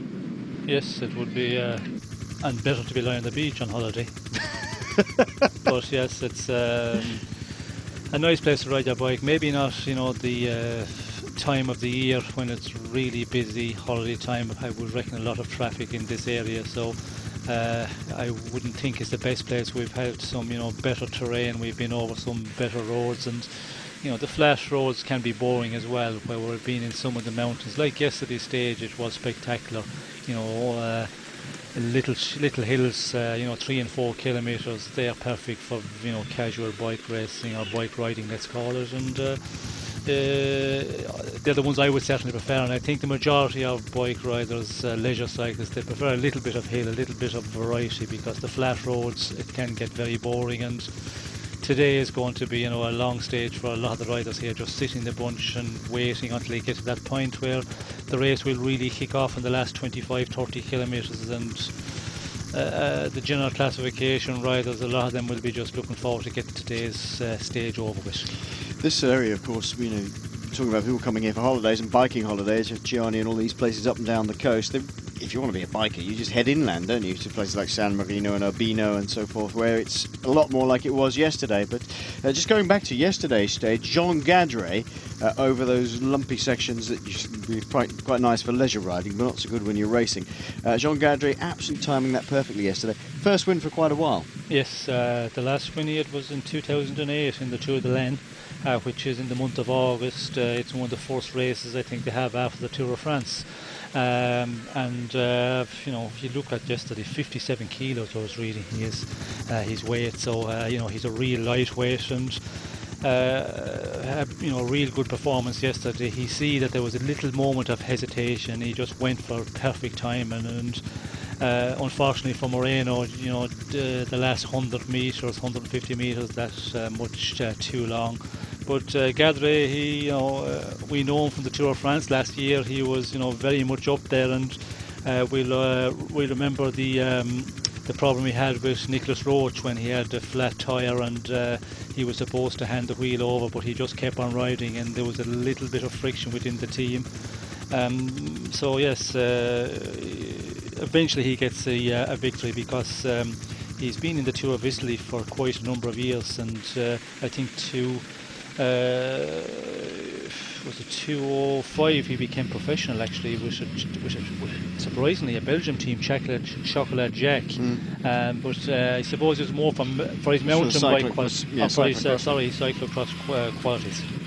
Yeah, he's been crosser most of his life, but he's made that jump to the road and sort of turned up at the Giro d'Italia. Nobody really knew who he was or what his background was, other than he was a cyclocrosser who'd represented France at the World Championships and so forth. And then all of a sudden, there he is, bang, in the mountains, doing really good rides. Yes, and we've seen it before, but he's really been up there in the Tour of Italy. And the first year he did ride was 206 actually, and he had a very good performance. I think 5th, they say, in Monte Bondone, which is, a famous climb. And the cyclocrossers, they can climb well, a lot of them are lightweight, but to be able to do a 3-week tour, a lot of them have problems, the stamina for that. And there's some of them that's real good mountain bikers that did go on to be professional and try the big tours, but wasn't successful. Miguel Martinez was one who tried it on the road for a while from the mountain bike scene, which is also pretty similar, a short event cyclocross mountain biking tour event, but never really made it on the road. The endurance, he just never built it enough. I don't think he got the mentality right either, actually. He didn't quite know. He could never quite get his head around working in a team, the different set of tactics. He always went off by himself and then came back, and then he just had difficulties adapting. There's Davide Ricciabiti, third year now as a professional. Actually, his best result this year was on the Strada Bianchi back in the early spring on the Monte Paschi Strada Bianchi, 43rd for Ricciabiti. So a top 50 place there. Not too bad, but that's about the extent of his palmares for this year. He's been in 2 breakaways in this Giro d'Italia. Good for the team to get him out there. Good for him. Good for his confidence. I'm not sure if it'll be good for his confidence when he gets to finish today, because when you're out there for so long, and you know in your heart and soul, so the morale maybe at the end of the day, you say to yourself, well, I was the unlucky one. I was into that break which succeeded, but again, he's going to get exposure here, and though the riders we have out here are the ones which I mentioned later are being picked out. And the team directors will be saying, well, be careful, you should try and, we get up the road. And a lot of the teams there, the director sportif would say, maybe 2 riders or 3 riders, depending on what team as well, because, the bigger teams who have interests in the general classification with riders who are, possible winners of this race, or certainly in the top 5 in the general classification, they stay more back in the bunch and look after their leader and just try and take it easy, because the days to come are going to be vital for those teams and those riders. Yuri Kvitsov is water carrier today for the men of AG Tour. Hardly a breath of wind today at all. They're just rolling along with under 60 kilometres to go, looking down at the Adriatic. Just those wave breaks there. Stop the waves come crashing in onto the beaches, protect the beaches, allow a little bit more sheltered cover for what is a big industry here. It's the industry of this area, the tourist industry along that long sandy beach. But as we were saying, if you're coming out here to ride your bike, just head inland. Some great biking around here, otherwise they wouldn't have so many hotels who just cater for bikers. A little bit like the Italian version of Mallorca here, Sean. You get huge amounts of people coming along to ride their bikes here. Yes. Have you ever ridden out here in this area? No, never ridden in this area, and I suppose you could compare as well to down Spain, Calpe, that area, Benidorm, where a lot of the teams go. Calpe especially, it's another area where the teams use it in the beginning of season training. The climate is the big thing as well, of course. You have a good climate a lot of the year, and that's so important. And you can, as you said, once you get off the bigger roads and you go inland, you could go on the smaller roads. There's always a possibility of finding quieter roads. Yep, that's the thing to do. Definitely. Actually, I think Jamie Burrows just started following me on Twitter, which is cool. And he owns a hotel here. He's been selling ice creams outside the front of his door. If you've got any quick tips about where you, obviously your own hotel, but where you ride inland from here, Jamie, then just tweet them to me, and we'll retweet them. There we go. Finally, getting off the coast itself. 2 minutes and 16 seconds is the gap to our 4 breakaway men. Who are these? Ricciabiti, Clement, Golas and Minguez. We'll take a commercial break. See you in a second. Castelfiorado to Ravenna, 184 kilometres, which will end in a mass sprint today, because Mark Cavendish and Alessandro Petacchi's teams HTC High Road and Lampre respectively, want to have this victory today. They're both one apiece. They want to leave this Giro d'Italia with a bit of one-upmanship going on. Bit of a problem for Euskaltel. Probably a puncture. And trying to chase back on at the moment. That's Armandia. But the man who will be in trouble is almost definitely Igor Anton. And needing to get back up to the peloton as quickly as possible. Let's see what we have at the side of the road. Is this a replay of it? Nope. Patrick Gretsch is the man on the front for HTC High Road doing the work. Now, Sean, this is the last of the sprint days. We've got 3 massive days in the mountains, including the ascent of the Zoncolan, but before that, the ascent and descent of Monte Crostis. First time it's been put in, but there's a lot of controversy about it being too dangerous. Yes, well, of course, it all started with the difficult start we had at the Giro, of course, and then it went on, and Monte Crostis, we did see, pictures of the descent, and some of the corners looked real dangerous, no barrier protection at all, although they have put netting up and put mattresses, I've heard, or sort of a foam, so they have done a lot of work out there and to make it safe, but does that help? Will the riders just go a little bit faster because they will feel secure? So we'll have to wait and see. What I have seen, it seems to be a pretty straight descent and some corners which are very tight, but hopefully we'll get through and we'll have no problems there. Well, we've been talking to Giuseppe Martinelli about it because there's still some controversy about whether it will in fact take place. They've done a lot of work to try and make it safe, but this is what he said.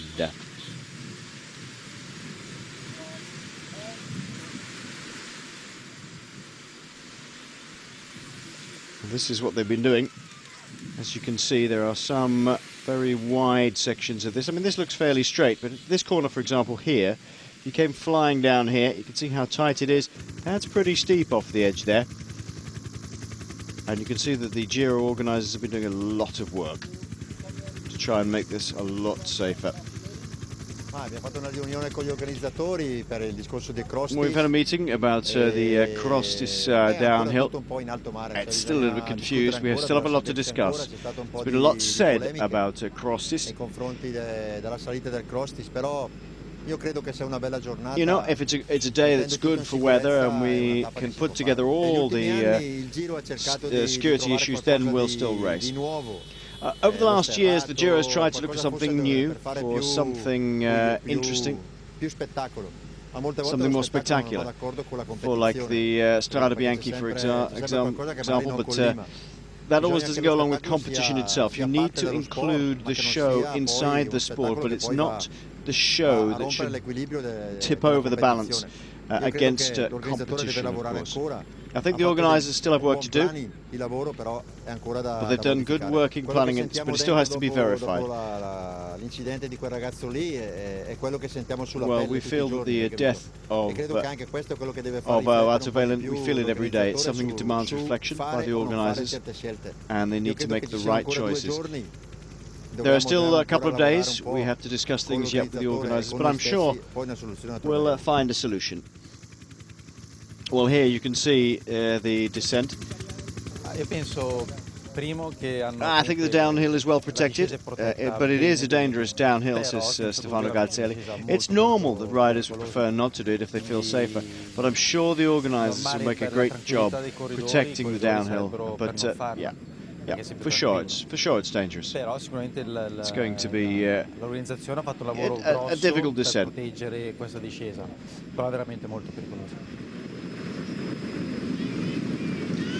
Well, certainly, Sean, they've done a fair amount of work. There are a number of videos available on the internet. If you look up Monte Crostis and Giro, you'll see them. They've done a huge amount of work with catch netting and barriers and so forth to protect the more difficult bends without completely destroying the nature of the descent. Do you think they've done enough? Well, I think it looks pretty secure there. Again, there's a lot of talk about the Monte Crustis, and I think the riders will be just thinking about it a bit more as they descend there. And I don't think we will see any problems, because they will knock it off a bit because of all the hype about it, all the publicity about it. But as we go on, and when you look at the next 9 days and the stages, we've got the mountains we've got to climb. There's so many other descents which we've got to get down, are going to be dangerous. And it's all about when you're really pushing it on the limit, sometimes a little bit over the limit, and that's when the problems arise. And it's all about concentration as well, that the riders you really have to full concentration on the descent. And sometimes the riders they're so used to descending every tour they do. There's a number of days where they have to go down mountains on many days, and you get relaxed a bit, and unfortunately that is the situation, and that's when you can have problems. So I feel the Monte Crustis, it will be a one where the riders will be just a little bit more thinking on the danger side, and take it a little bit easier. We could see on the little bit of clip we had that a couple of the corners would have turned pretty hard right or hard left and had a big drop on the other side if you were to fly over the top. Of course, if the weather's bad, it makes it completely different once again. If the weather's bad, they're going to take so much more time to get down. But I think the Giro organisers done a pretty good job. It's all the way down the mountain, by the way, like that. Whoops. Here's some problems. A whole load of riders coming together. That's Gardeccia in there, one of the riders who's come down at this point. One of the Farnese Vini riders, Ardilia, is the man waiting. Sorry, Geox rider is what I meant to say.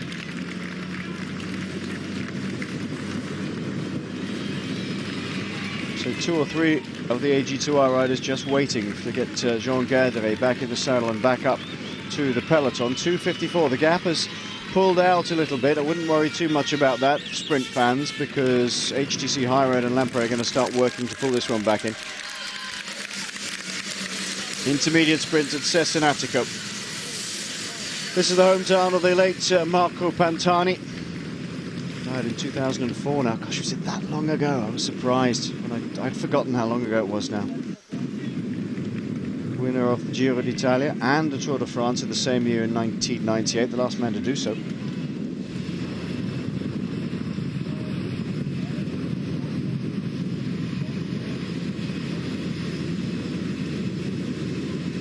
Craig Lewis, American rider for HTC High Road, has been doing a lot of work on the front over the last few days. Cesenatico salutes the Giro.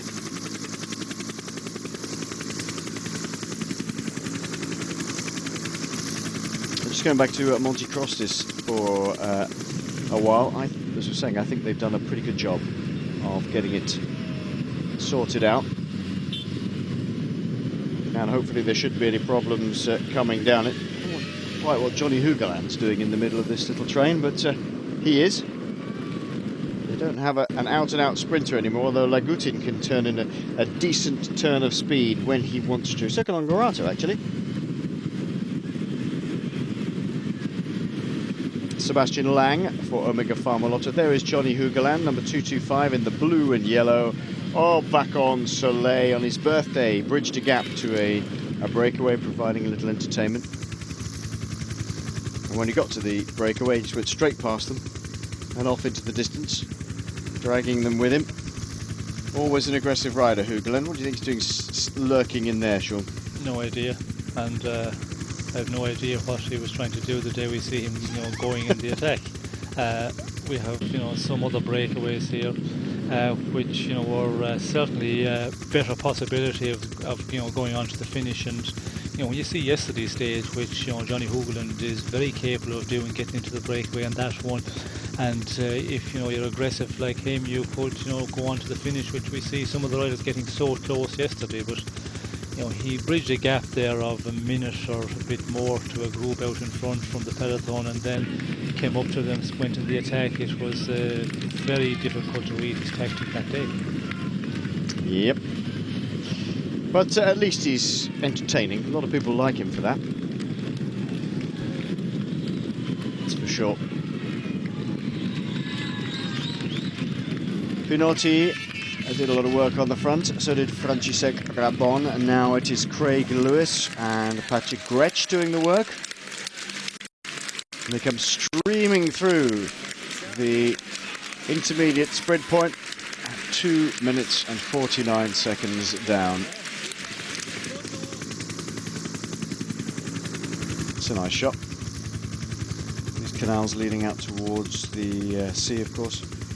Ricci Beatty taking the intermediate sprint ahead of Golas and Steph Clement.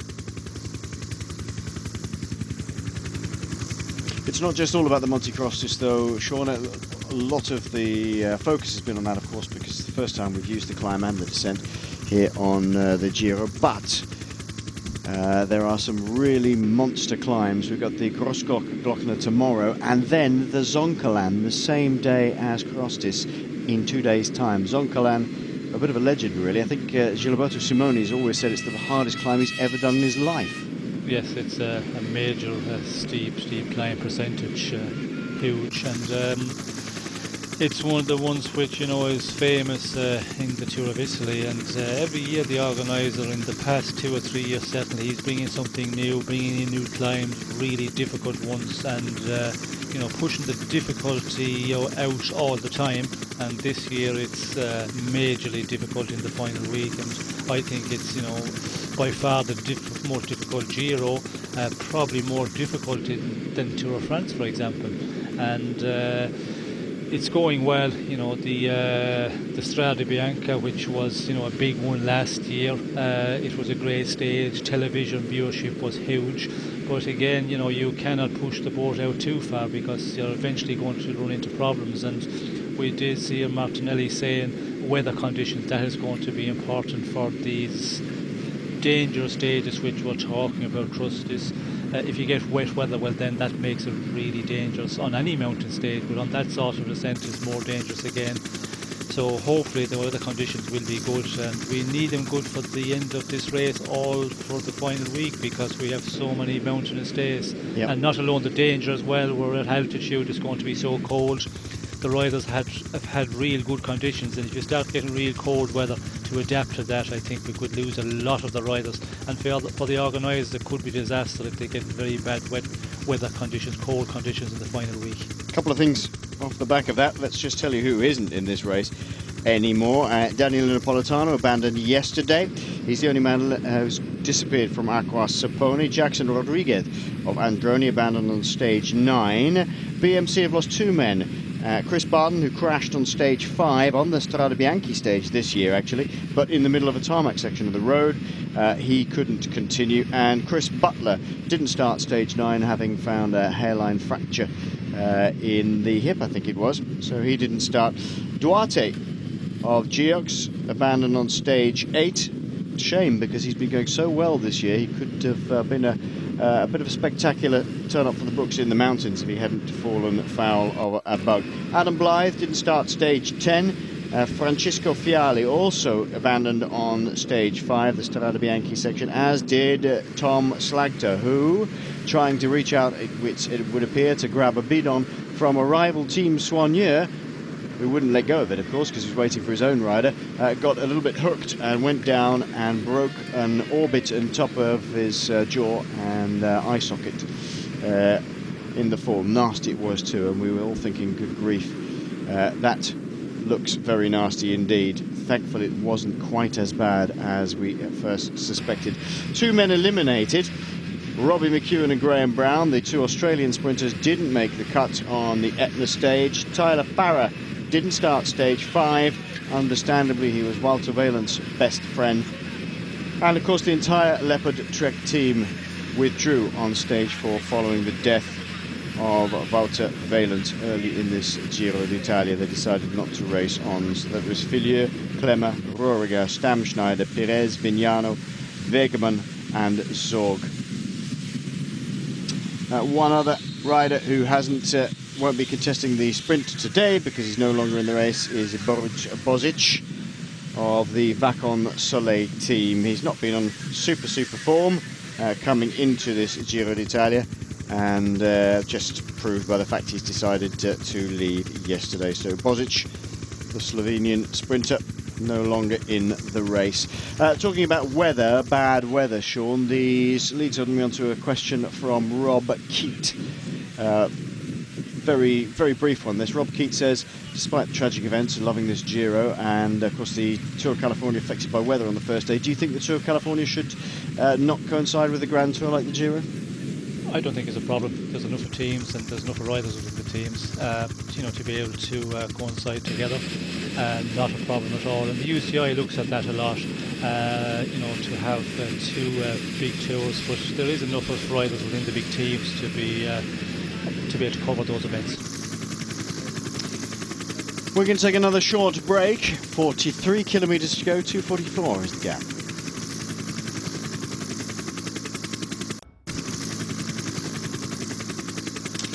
You are seeing a whole load of flamingos.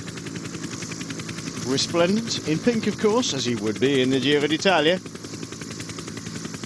They get the pink colour, by the way, from the food they eat. If they stopped eating that food, or if you feed them any other sort of food, then they lose their pink colour. 42.8 kilometres to go for the Peloton, including the pink jersey. Not looking an awful lot like a flamingo, although he might be a bit of a lame duck come the end of June, because what will happen if Alberto Contador wins this race and then the Court of Arbitration for Sport says he can, his ban is upheld? Who knows? It would make a bit of a mockery of any win.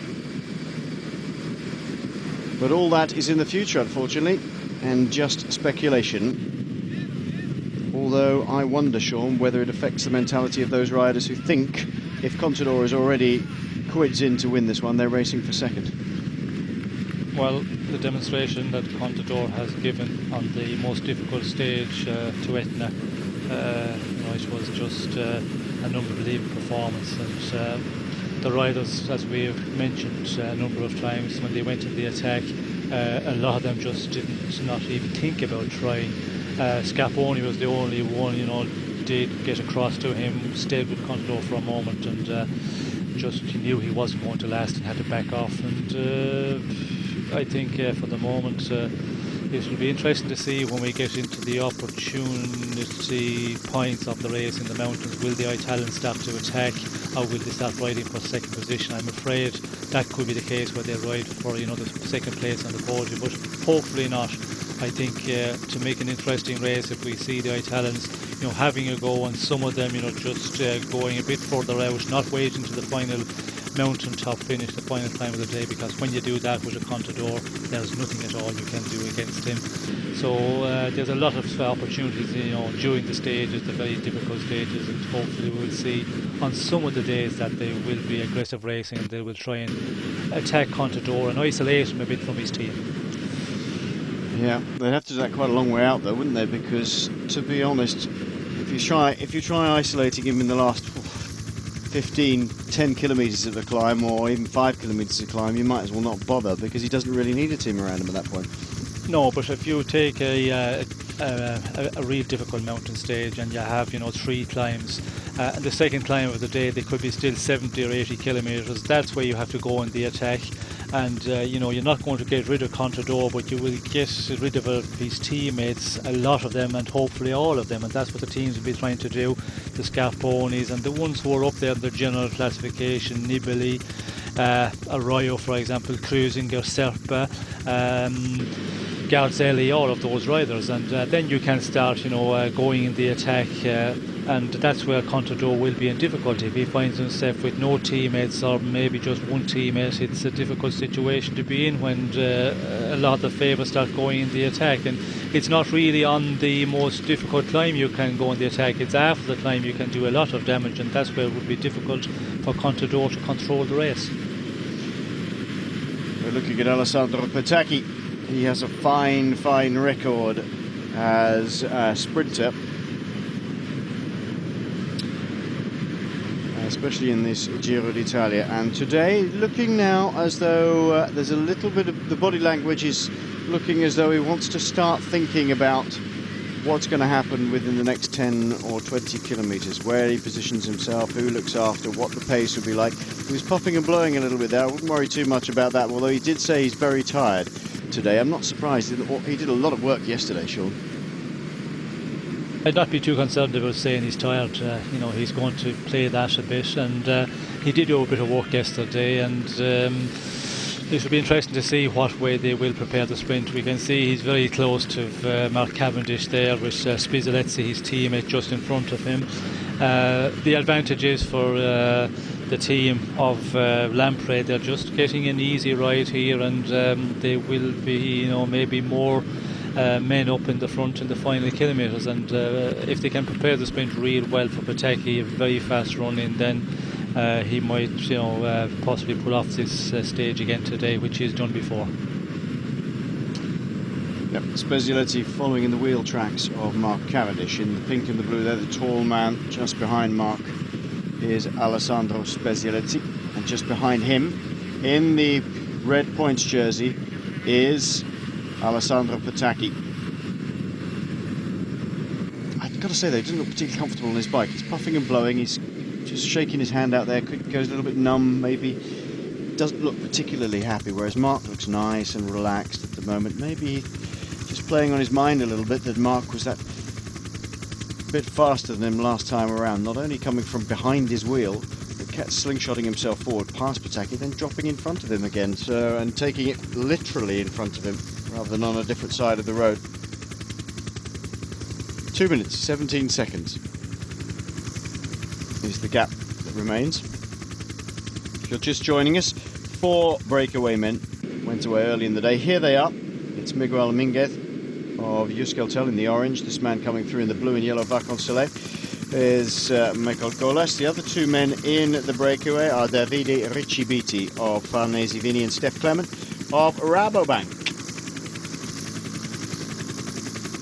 It's a slightly more leisurely game, chasing around people on a bicycle. There is Riccibiti in the middle there, 36 years of age now.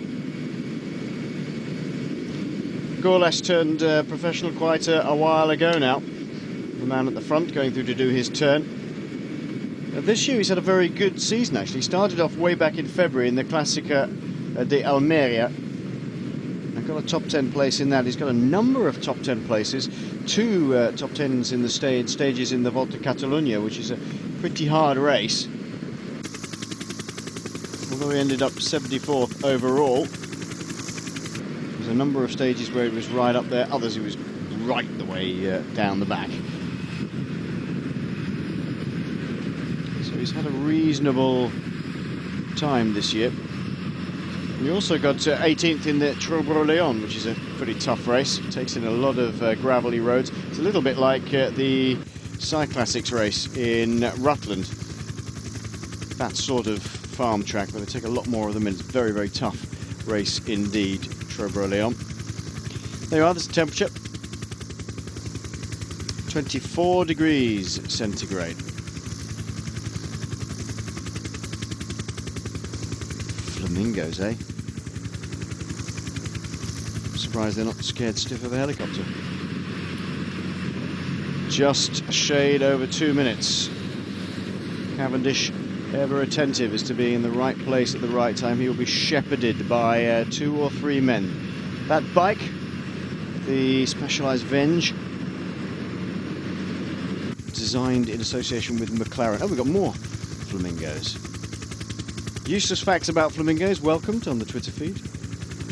SPOKESMEN, spokesmen. We always like a useless fact about something. A useless fact about flamingos would go down very well at the moment. The Venge, designed in association with McLaren. If you look, that's the Formula 1 people, McLaren, as opposed to the buggies for babies. They are a little sticker on the top saying McLaren.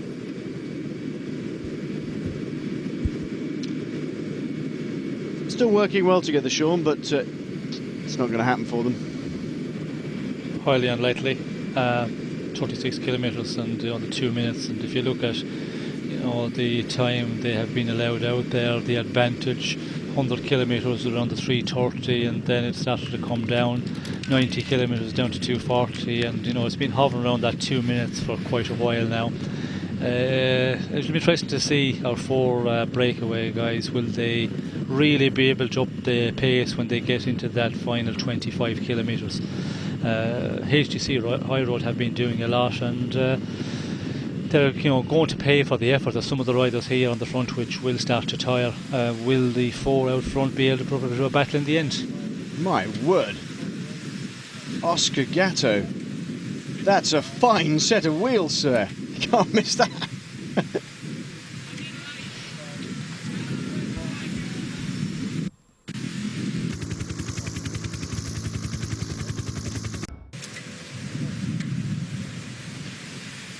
It is stage 12 of the Giro d'Italia, 184 kilometres, of which there are only 35.3 kilometres left at this point. You're seeing the back of the Peloton, 4 men in a breakaway. Golas from Vacansoleil, Minguez from Euskaltel Ascari, Ricci Biti of Farnese Vini, and Clement of the Rabobank team. They had a gap of about 4 minutes or so. They're never ever going to get away, and that is the incredibly green wheel of Oscar Gatto. He's got one on the front as well, believe it or not. Well, I mean, a green wheel as opposed to a wheel. Under 2 minutes, and it's beginning to hot up, ready for the sprint. It's going to be a showdown today between Cavendish and Pataki again. They've got one apiece. They want one more than the other, and this is about the last time they're going to get an opportunity to do it. There are sprinting opportunities later on, but not of this quality. Absolutely pan flat, and then 3 big days in the mountains to come.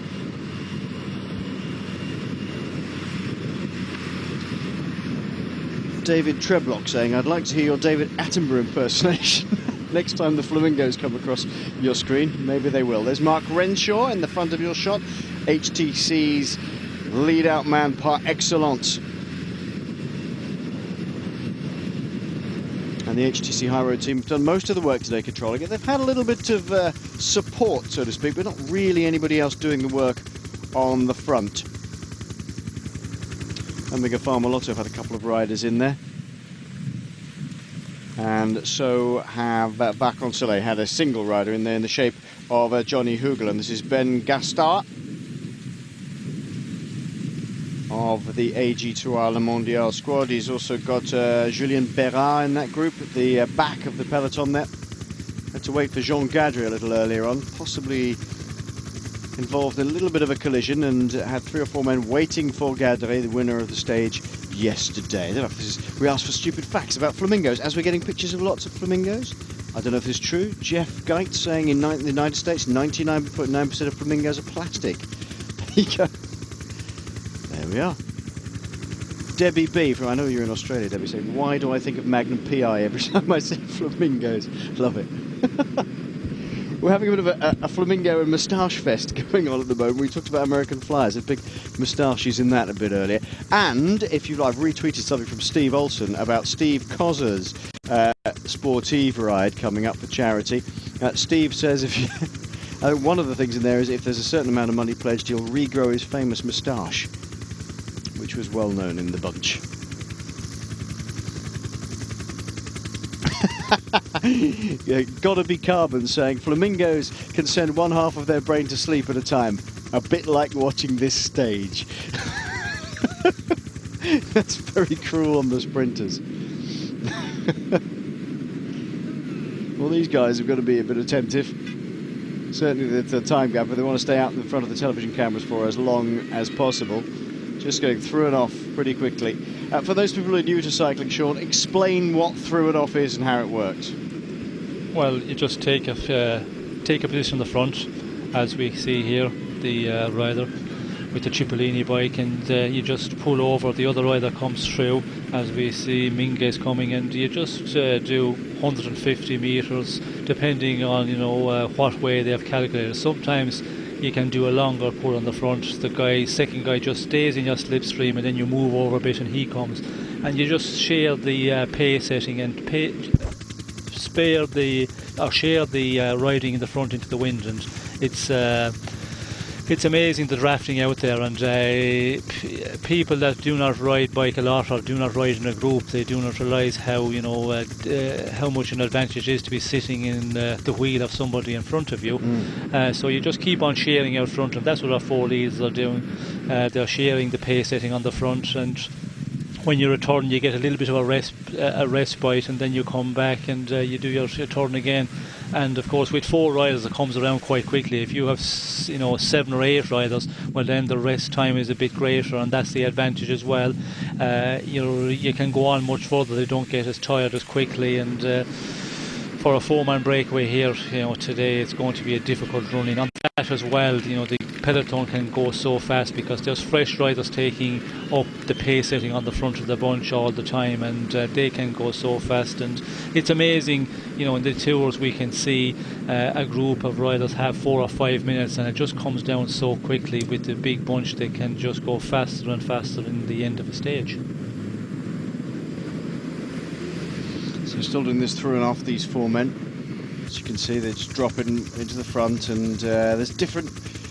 You don't keep accelerating as you go forward, you just wipe everybody out if you do that. Just relax a little bit, then keep the pace steady and constant and go forwards. If you keep pushing on when you get to the front, then you'll just blow everybody to bits. It's quite a skill. One that if you're riding for the first time or you're riding with groups of people, take it from those people who are older than you or more experienced than you, and learn how to do it, because it saves you a huge amount of energy and it's a great skill to learn. I think we're all flamingoed out, I'm afraid, in terms of shots here from the director. He's got more going with Ferris wheels now. Nice to see some of you got the similar sense of humour to me.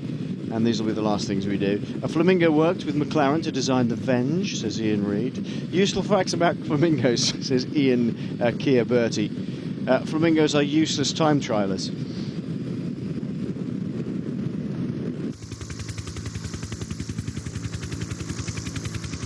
That's a rather large Ferris wheel.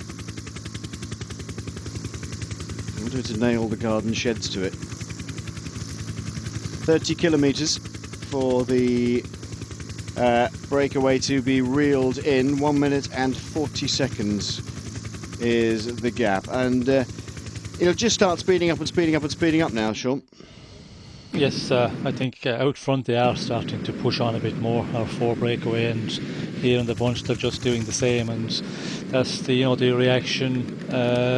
Once you just up your pace in the front, well then the time checks will filter back to the bunch, and the team setting the pace will do same and keep you at that 1.5 minutes, and just take it down. 29 kilometers to go here, still plenty of time and no panic in the main bunch.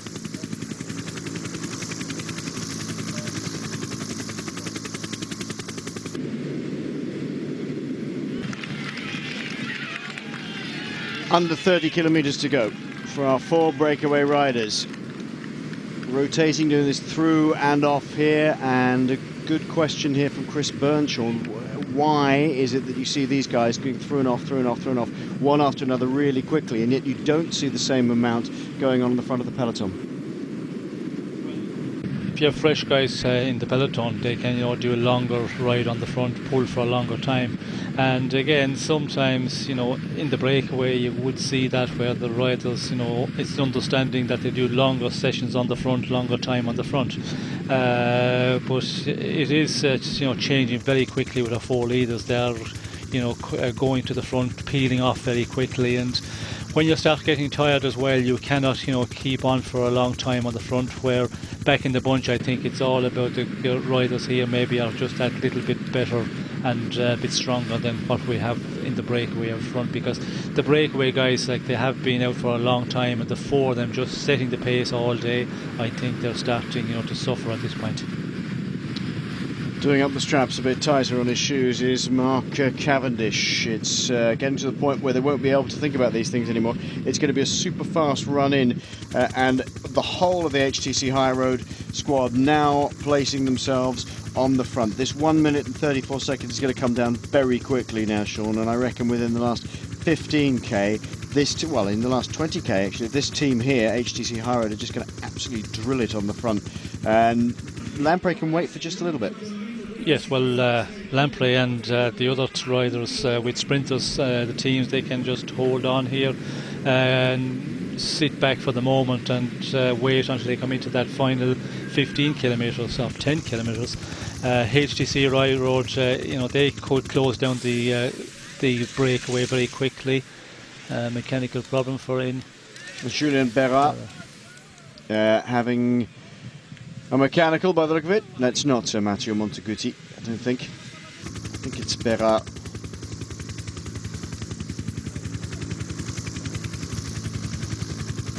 One minute 29 seconds. Again, we've lost 10 seconds already from the breakaway. 27.5 kilometres to go. And a bit of a grimace on the face of Michael Golas now. They have nothing to lose though, Sean. I mean, they know that the sprinters want this one, but they have nothing to lose. They just have to try as hard as possible and stay away. Actually, it is Monteguti. It is Monteguti. My apologies for that. Race radio came over with it being Julien Berrat, but it is in fact Monteguti. The breakaway riders got nothing to lose. They know they're going to be hunted down, but they've got to give it everything they can. They've come this far. There's no real reason to just sit up and wait. No, there's no point in waiting now. They have to just continue and hope, for the back in the bunch that the teams that are chasing HTC High Road, that they will, have some of the men who will be suffering. And we can see for the last number of kilometres they are, pushing it on a bit more. And the advantage of just under a minute and 30 seconds. It looks like it's not going to happen, but sometimes we've seen this in other situations where it looks the bunch, the team chasing will have no problem, and a lot of the time as well the team chasing here, HTC High Road, they just play the waiting game a bit because they don't want to get too close. And if they pull them back to 20-30 seconds, then there's other teams who haven't got anybody capable of doing anything in the stage, in the sprint today, will try and go in the attack. So you have to lure them out there with enough of a sufficient advantage that it doesn't create that situation. But again, not to allow them with too much, and then you get into difficulty in the end to close them down. And it's a very fine calculation because there are 4 out in front. They could be a surprise today, and they could really ride well and keep going at this pace and maybe up the pace in the final 20 kilometres. We shall see. Coming to the outskirts of Ravenna now. Maybe this is an omen. Mike Dobson tweeting, there's a Chinese takeaway in my village called Flamingos and it's on Cavendish Street. Is that a sign, one wonders? Well, you never know. Oh, there's a pretty superstitious bunch cyclists though, aren't they? Some are, some not. Were you ever superstitious? No, not at all. Who was the most superstitious rider you knew? Well, I think we've seen in the past years where we, there's a lot of riders when they come over the line, they have something in their pocket and they take it out as they give the victory salute. And it seems to be a bit more in the last years in the Tour of France and the other big races. Especially, it's more so in the stage races where we see it happening. And in my time, I don't think it was as much. There's all sorts of stories of riders having one odd sock though, and having to wear things a certain way around, and pin your numbers on in pins in a certain order. It's amazing. Not quite as superstitious as motor racing drivers, but there we are. Into the outskirts of Ravenna come our leading men. 25 kilometres still to go. And as they go under the 25 to go banner, they have 1:18 in hand. It's just going to be dragged back bit by bit by bit. And when they get to about 30 seconds of a gap, they'll find the commissaires, motorcycles and cars and the neutral service car coming past them, ready to make sure that they're in the right place for when the peloton comes past them. And that must be the most demoralising feeling in the world. Although some of those riders like Michael Golas getting quite used to that sort of thing. Been out in quite a few breakaways in this year, although he's had some very good results this season. Another fabulous day, 24 degrees, but no wind at all. It could have been a very nasty day, Sean. It could have been a raging headwind, but it's been very kind to them today. Yes, very good conditions for racing, not too warm.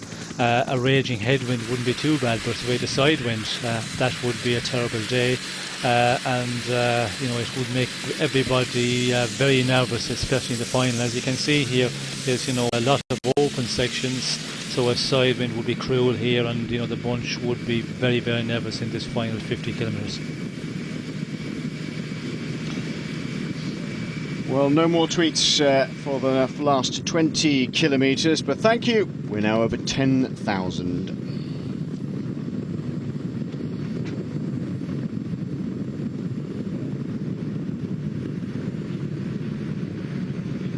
Craig Lewis, the American, on the front with Francesco Rebon just behind him. The massed ranks of HTC High Road there, doing the work to keep this break under control and bring it back together again. Mark Renshaw just hanging back, just sitting back slightly from the wheel in front, making sure Mark Cavendish is in the right place at the right time. Looking over his shoulder was Mark Renshaw, seeing that he is there. Sky bringing riders up towards the front. Apollonia has been sprinting very well, Sean.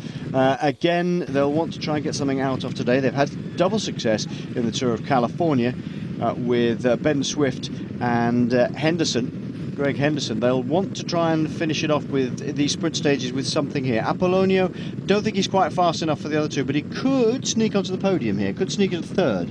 Yes, certainly. And if you've ever got a sprint in your team, the sprinter is always hoping that he can have a real good day. You feel that if you get your positioning right at the right moment, you could still beat the big sprinters. And we have seen, in the past where Patekis, Cavendishes, they have been beating by, the lesser sprinters. You're just hoping for that day. Your team is hoping as well. And when the riders from the team come around you and they keep you moving to the front, that puts the pressure on as well. And there's a lot of riders in there in that situation. We have the quick step guys who are there. We have Ventoso, we have the Omega Farmer who we see there very much to the fore. They have Gert Dux who has been up there. Murilo Fischer, who was, sprinting quite well from the team Garmin, and we mentioned Belletti, of course, and there is, 6 or 8 riders who could and who are hoping, maybe dreaming a little bit that if Cavendish, Pataki get, held up at just the wrong moment, at the vital moment, that they could get a better run at their sprint. And you're always hoping for that, and they will try. They will stay up here and just give it their best. But if it comes to a straight out sprint and it's a very clear cut sprint, well then difficult to see them challenging the two big sprinters, Pataki and Cavendish. We're just outside the last 20 kilometres, so let's look at those other challengers to Cavendish and Pataki. In the Androni squad, Roberto Ferrari, the Italian rider, has been doing an exceptionally good job. He's got top 5 in every sprint, so we need to look at him as a potential for being there or thereabouts in the last few kilometres. Manuela Belletti, he won in Cesenatico last time we came here in the Giro d'Italia, riding for Colnago CSF. Also Sasha Mordello is there as well. I don't think he's quite as fast as Belletti, but even so, will want to have a go. Maybe they will work together to try and get that victory today. They'll be, for both those teams, Androni and Colnago, will be very, very keen to get something indeed. Lampre, we know. Pataki, definitely. Liquigas, well, Fabio Sabatini is a very good sprinter. He hasn't shown an awful lot so far, but he might well be able to get himself up there today. Ventoso of Movistar, he's had a victory already. Very odd victory with when Alessandro Pataki just seemed to stop pedalling as he was coming past him. We shall see what happens today, but Ventoso with an outside chance for Movistar. Klaas Lodovic of Omega Pharma Lotto, Sean has already mentioned. Farnese Vini, Oscar Gatto with the bright luminous green wheels, he could have a go. Kiki of Quickstep, he's always in with a shout. And Apollonio of Sky, along with Morelio Fischer of Garmin Cervelo. Some sprinters we've not seen much of at all, really. People like Robert Hunter, Sean, we've not seen him riding for Radio Shack, of course. We've not seen him feature in the slightest. No, I haven't seen him really. And again, depending on how he is, he could have been in the first number of days getting into the rhythm of it, and if he's coming around, but be surprised if we see him come suddenly like that. But this race we haven't had the opportunity with sprint finishes, big mass bunch sprints, so again we could see a guy like Hunter who was feeling okay, and because of the mountain stages the opportunities haven't been there to show himself, and he could just throw up a real good sprint today. And the riders know from the feeling in the last days, although it's a mountain stage for a sprinter, it's always difficult, but you know that you're coming better, and a rider like Hunter, he's a real good sprinter, and if that's the case we could see him doing something here today. Not all of these sprinters, by the way, are on their own, doing their own thing. We've mentioned already there's various sizes of lead-out train for them to get them up to speed, to get going. If you're new to cycling, there seems to be a lot of people on Twitter, for example, today, quite new to cycling, new to sprinting. We've heard from a couple. We've heard from one man, Danilo Hondo, earlier in the programme, who is the lead-out man for Alessandro Petacchi. Essentially, he's the last man in line as they come racing in towards the line. Gets his sprinter up to speed, then he peels off, and the guy can just slingshot through and go faster. Danilo Hondo will be doing that job for Alessandro Petacchi. Mark Renshaw will be doing that job for Mark Cavendish. But it's HTC High Road as a unit, Sean, that are the most powerful lead-out train here. They've got 4 or 5 riders who all absolutely string it out towards the end. Yes, they've got a lot of specialists for that, and they come here with that in mind, and when they're putting the team together for a race like the Tour of Italy, they think about the sprints majorly, because with the Cavendish you have to do that, and there's always, as you said, 3 or 4 riders who are really good, powerful riders who can just do this train, which we see them doing now. With Petacchi's team, for example, the Lamprey, well, they're probably thinking Scarponi has a real good chance of winning this Giro before the start, and getting on the podium is a very high possibility for them. So they look at that, and they take some riders for Petacchi, but not as much maybe as the team HTC High Road. And one man can mean so much in the end of a stage. If you have one guy there can take it in the very late kilometres, move you to the front or get you into a position, it's huge importance, because the little bit you have to make on your own, if you have to move up on the outside into the wind and do 20-30 metres, that can be the difference between you losing and losing and winning a stage in a straight out sprint. Then one of the more interesting pairings in that sense, they tend to be big riders, strong riders, these last lead out men. Danilo Hondo is a very strong, powerful rider, very good sprinter in his own right, of course, and so is Mark Renshaw, exactly the same. One of the more interesting pairings we've seen evolving, I guess, is the way of saying it, in this Giro d'Italia, is Russell Downing looking after David Apollinio, and they're both very small men. Yes, well, of course, when you look at Renshaw and you look at Cavendish, they're pretty similar in size, although Renshaw is that bit taller. And when you look at Petacchi, for example, with Hondo is also a very tall rider. It would be difficult for Petacchi if you had Russell Downing leading him out, because he's tiny in front of him, and the drafting effects, the advantage you have behind a Russell Downing, for example, would be much less for a Petacchi. So yes, that's the way it's when you look at the Hondo Petacchi and then the Renshaw Cavendish, the size is very important of the guy who's leading out in front, and it makes a huge difference when you're going at 60k an hour in the final kilometre. But these guys are such great sprinters in their own right. The lead out men, to keep their position up there, it's a huge task, and it's an experience and a talent which very few riders have. 43 seconds only remain for these 4 breakaway men. It always amazes me that when it gets to within 30 seconds or so, they don't just sit up. Half the time they do. Or 2 of them might, and then 2 of them might ping off a bit further and try and stay out as long as possible. It's just amazing, but they keep going.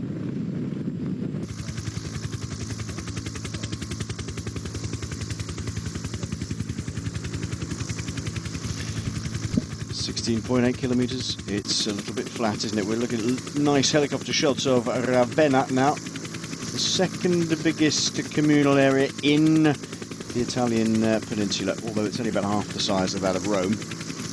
But it is the second biggest. Used to be on the coast, but is no longer. It is landlocked. Well, there's a great big canal that leads out to the sea, which I'm sure we'll see a lot of as they race along and back it.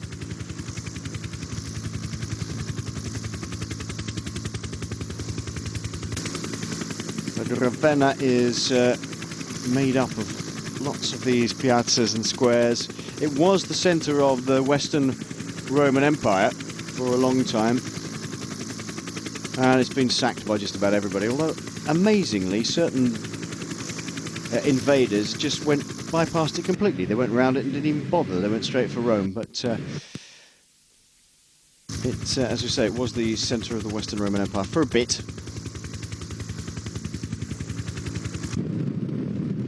And then came under Venetian rule a lot later on. And the reason we're going to Ravenna, of course, it was one of the areas that first fell into line and joined the unification process of Italy. That's what this route of the Giro d'Italia has been all about, as well as spectacle.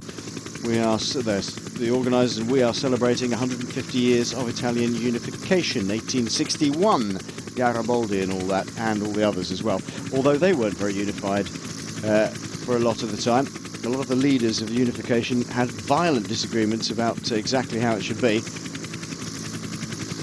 But we ended up with the Kingdom of Italy in 1861. And Ravenna right at the vanguard of that, and that is why we are visiting today. Last man to win in Ravenna, Alessandro Petacchi, back in 2005. Safe to say he was possibly in his pomp at that particular time,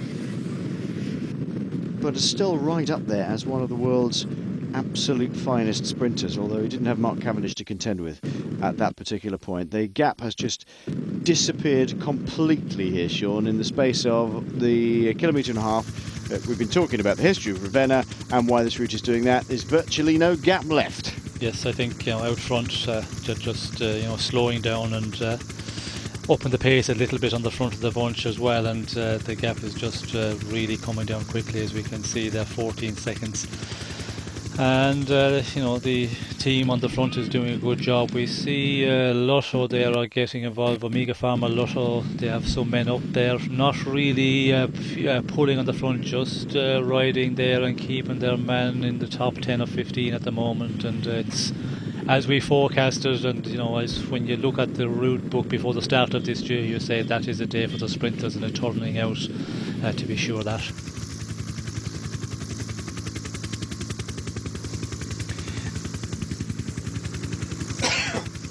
Average speed of the race, there you can see at the bottom, 42.2 kilometres an hour, and we seem to have, as I say, a lot of people watching cycling for the first time. That's a bit dodgy. Get around that island there. Whoops, somebody's gone completely the wrong way. One of the Radio Shack boys has decided I'm going to go round the other side of the roundabout. There's a lot of roundabouts in the last 5 to 3 kilometres. You can get completely caught out going the wrong way. You could be well positioned as you go into something and then end up a long way back by going the wrong way around a roundabout. In fact, you can get disqualified sometimes for doing just that.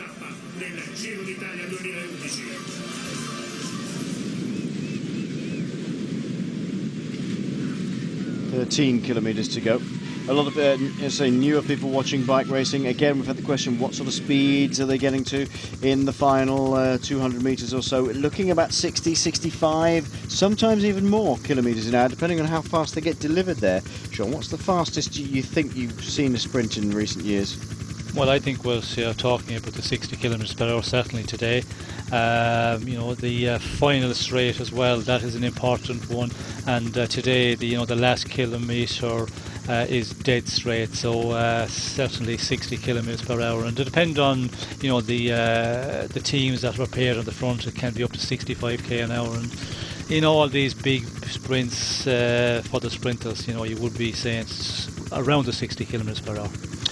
The only thing you do have to consider today is there is a 90-degree left-hander or two actually, one at about 1.5 kilometres out, and one at just before the Flamme Rouge, the red banner, for 1 kilometre to go.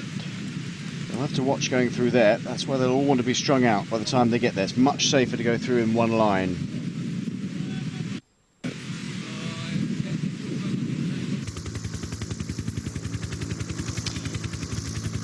The city of Ravenna itself is linked to the sea by a large canal. It's still pretty important as a port. As you can see on the right hand side, all the holiday stuff is giving way to port facilities. And they enter Ravenna itself at about well, they're running out towards the sea now to Punta Marina. We've just got through. Now we'll run along the seashore where you can see the ports, and then they'll run back again alongside the canal. You might be able to see the canal. It'll be on their right hand side. As they run back in, they get into the environs of Ravenna proper with about 3.5 kilometres to go. And a couple of difficult 90 degrees, Sean. There'll be one right one and two left ones, and it'll be a little bit difficult. They'll have to be at top speed to get through. Yes, well, they'll be certainly at top speed. You know, when you get into that final 5 kilometres, it will be, you know, really going at a top rate. The roads are very large, some tight corners okay, but you know, very wide roads going into these corners, so that will, you know, keep the speed real high. But it doesn't say that they're not going to be a danger, because when you have big speed and very fast corners, a lot of the riders trying to go around together, you can have problems. But I think it will be so fast it will get lined out a lot, and when it's lined out, of course, that takes the danger out of it a bit, because when you're in a single file as such, going at a real fast rate, we don't see as many crashes. It's really when they group up together that is the danger point. It's Craig Lewis doing a fine job on the front for HTC Columbia. The break over, and it's all down for the sprint. Columbia on the right hand side, Liquid Gas Train seem to be on the left hand side of this roundabout. Coming up to the 10 kilometre to go banner, and this is where it'll all get, in the words of Sean, hot and heavy as we get in towards the finish, with HTC having done all the work today. And they will have to, Valeria Piva saying they have to try and save a little bit for some of their riders. They've still got Konstantin Svetsov up in second spot in the general classification, so it's very, very difficult for them in the sense that they've got to marshal their forces for both a sprinter and an overall contender. Here's Alberto Contador just leaning a little bit on Jose Serpa, saying, I'm terribly sorry, got to get through, got to get just around you there, trying to keep himself out of trouble. You see the way the HTC train works. 1, 2, 3, 4, 5, 6, 7, 8 men, or 7 men, sorry, all pulling along. And Mark Cavendish will be there by himself at the back. Gardeccia, Stefano Gardeccia pushing Alessandro Patacchi, saying, go on, get up there, get out of my way. As Rabon looks over his shoulder, peels off, lets Patrick Rech come through. Under the 10 kilometre to go banner. Today, a breakaway got away with 4 men in it. They were never going to succeed, because it is really the last opportunity for this man here, Mark Cavendish, in the centre of your shot. And Alessandro Patacchi just behind him in the red helmet and the red jersey of points leader, to go head-to-head in a sprint showdown. Other top favourites, like the leader Alberto Contador, wanting to stay out of trouble and stay up towards the front, but it'll just get faster and faster and faster. The breakaway was caught about the 12 kilometre to go mark, and a number of teams putting themselves on the front now. Omega Pharma Lotto have Klaas Ludwig, who was very fast in the last sprint, didn't quite get right up there, but they are having a go. They've lost Adam Blythe, and they will want to try and bring him towards the front. We have not seen Movistar coming up towards the front yet for Francisco Ventoso. Well, they're just lurking a little bit behind the Omega Pharma Lotto men there, with Vasily Kirienko. Ivan Rovny moving forward for Radio Shack. And once again, Johnny Hoogerland in the middle of your shot for Wouter Soleil in the blue with the yellow panels on his shorts. Rabon on the front for HTC once again. And a number of teams just waiting. Got another 2, 3, maybe even 4 kilometres before they think about getting there. Lamprey are not at the front yet for Alessandro Patacchi. Patacchi is sitting on the wheel of Mark Cavendish. There is the possibility, of course, he'll just sit there right the way towards the end and let Dinello Hondo do his job right at the very, very last dying breath of the sprint to catapult him forward.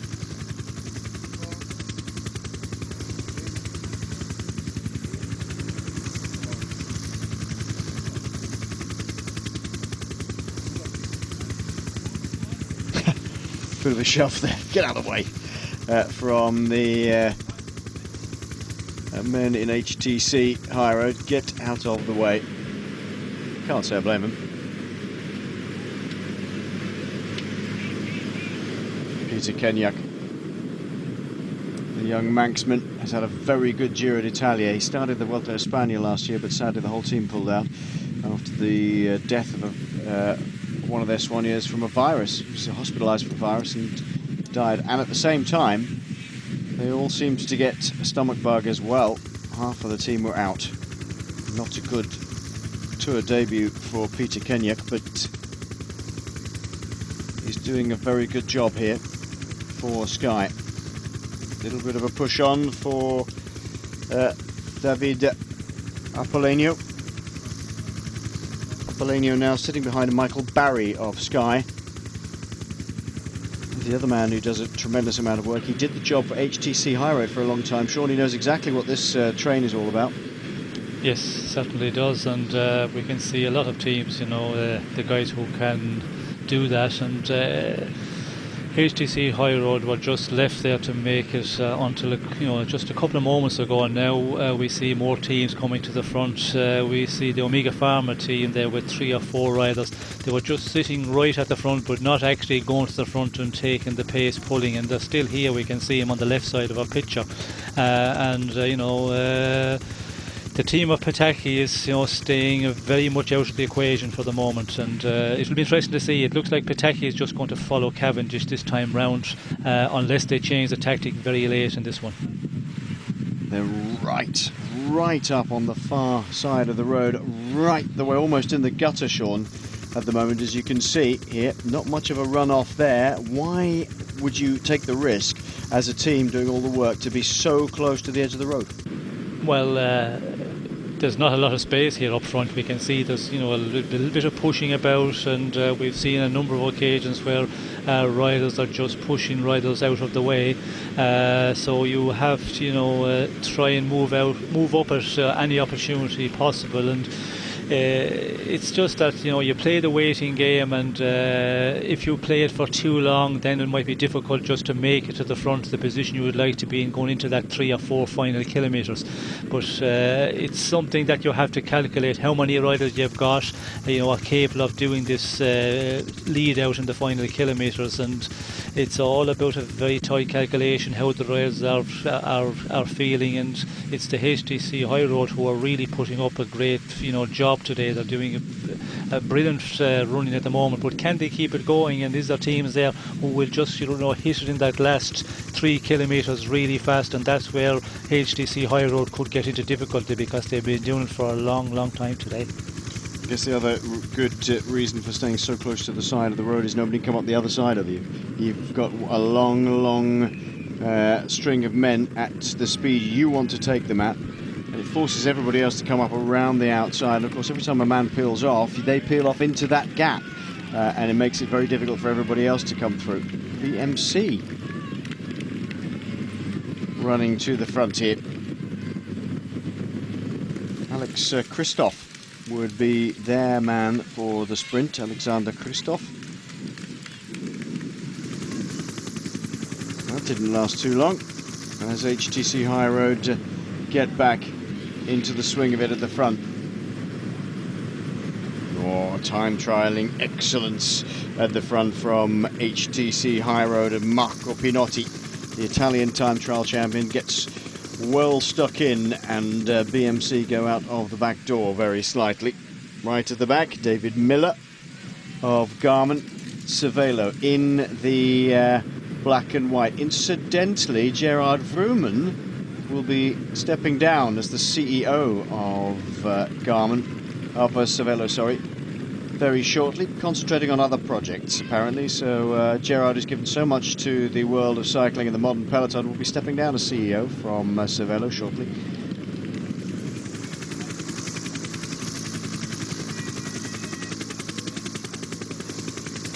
Mark Cavendish is 1, 2, 3, 4 back in that white and black train on the right-hand side. And right behind him is Alessandro Petacchi, the points leader. Both of them, I would suspect, leaving the race after today. Michael Barry is the man in the middle of your shot for Sky. He's used to doing this sort of thing. Barking out the orders, Mark Cavendish. Renshaw is just ahead of him. And last back, drilling it on the front. Sky only got 2 men up there. Michael Barry's doing a very fine job indeed. He's used to the sort of pace of HTC High Road. He used to ride in that train. Oh, it's all getting a bit sticky. Now they've got to get around some of these bends. They've got to be flat out. That's what the yelling and shouting was about. Hang on to your seats. Just make sure they all get through here. One right-hander, now 2 left-handers still to come. The wide roads, but there's very nervous moments for the peloton, Sean, especially the team of HTC High Road. They have to get their order together, have to get their act together, and super fast. Yes, well, they have to keep it fast, and it's all about keeping up there now, because we're coming to the 2.5 kilometres. They have committed themselves very much, and Cavendish really to the front quite early today, and we can see Petacchi Honda just hanging around the wheel of Cavendish for the moment, and it'll be interesting to see what the tactic is here. Will they try and take him by surprise a bit early? And there's a high road guy almost, that was Renshaw actually. He seemed to miss a gear there and almost went over the top. But if High Road can really keep the pace high and take Cavendish to that last 250 metres, that's what it's all about. Danilo Honda is the man nearest to you in the pink and blue. He's waiting to work for Alessandro Petacchi. There is Petacchi, number 92, 95 is Honda. Gets into a decent position. Gerald Chirlek was also up here from Quick-Step. Nearby, looking for Kiki, I would imagine. Still, HTC High Road, they have everything to prove here. The burden of responsibility is entirely upon their shoulders. Hunter coming up for Radio Shack on the inside. Difficult place to do that. I wondered if it was going to happen. Now, who's that has gone down? Somebody's gone into the barriers. You can see they're going way too wide. It's no good chucking bikes around. That's Modolo, isn't it? Sasha Modolo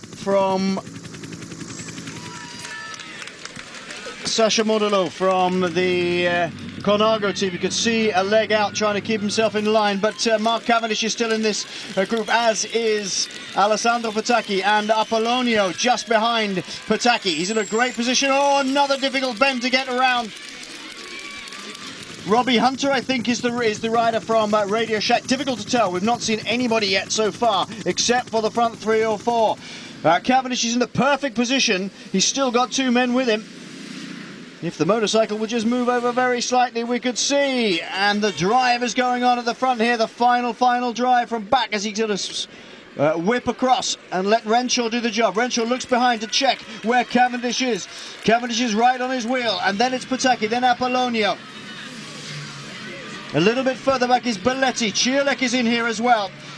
Gerald Chirlek for Quick-Step. First time we've seen him. Now Renshaw takes over the job. He does so well. He's delivering Mark Cavendish at absolutely top speed here. This is a perfect situation for Cavendish. He's nervous though. He's looking over his shoulders to see where Petacchi is. Looks again. Apollonio starts to wind up, as does Gerald Chirlek. Cavendish hits the front. Apollonio gets on his wheel. Petacchi is beaten. Apollonio's going to come around the outside. Cavendish is going to hold on, is he? Only just. Cavendish takes it. Apollonio from Sky is second, and I think Petacchi got the third. I thought actually that Apollonio had the measure of Cavendish then for just a second, but he kicked again and got about a half a wheel length ahead. Gerald Chirlek right up there.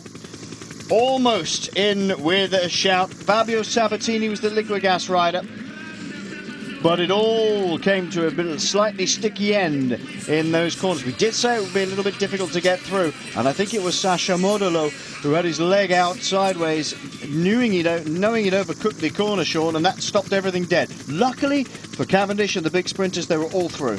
Yes, well, I think first of all, I thought it was a HDC road was after. Maybe I thought maybe it was. But yes, it was behind the Cavendish Pataki boys, and it took a lot of riders out, of course, at that point. But a great sprint by the HDC road again. Renshaw did a magnificent job. It looked like that Cavendish was going to be pushed, but in the end, no.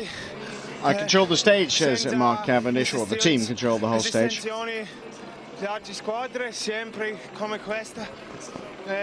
Now, without the help of any other teams, we had to make the most of the job. The team, once again, done an outstanding job.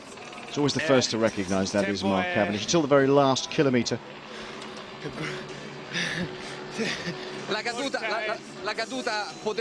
What about the falls, Mark? Could you have avoided that? Well, for me, it was no problem, because I was already through. I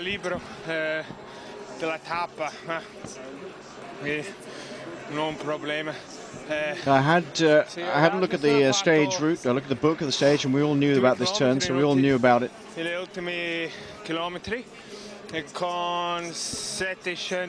And in the last kilometre, was 700 metres or so, Mark took me over. He did a fantastic job. I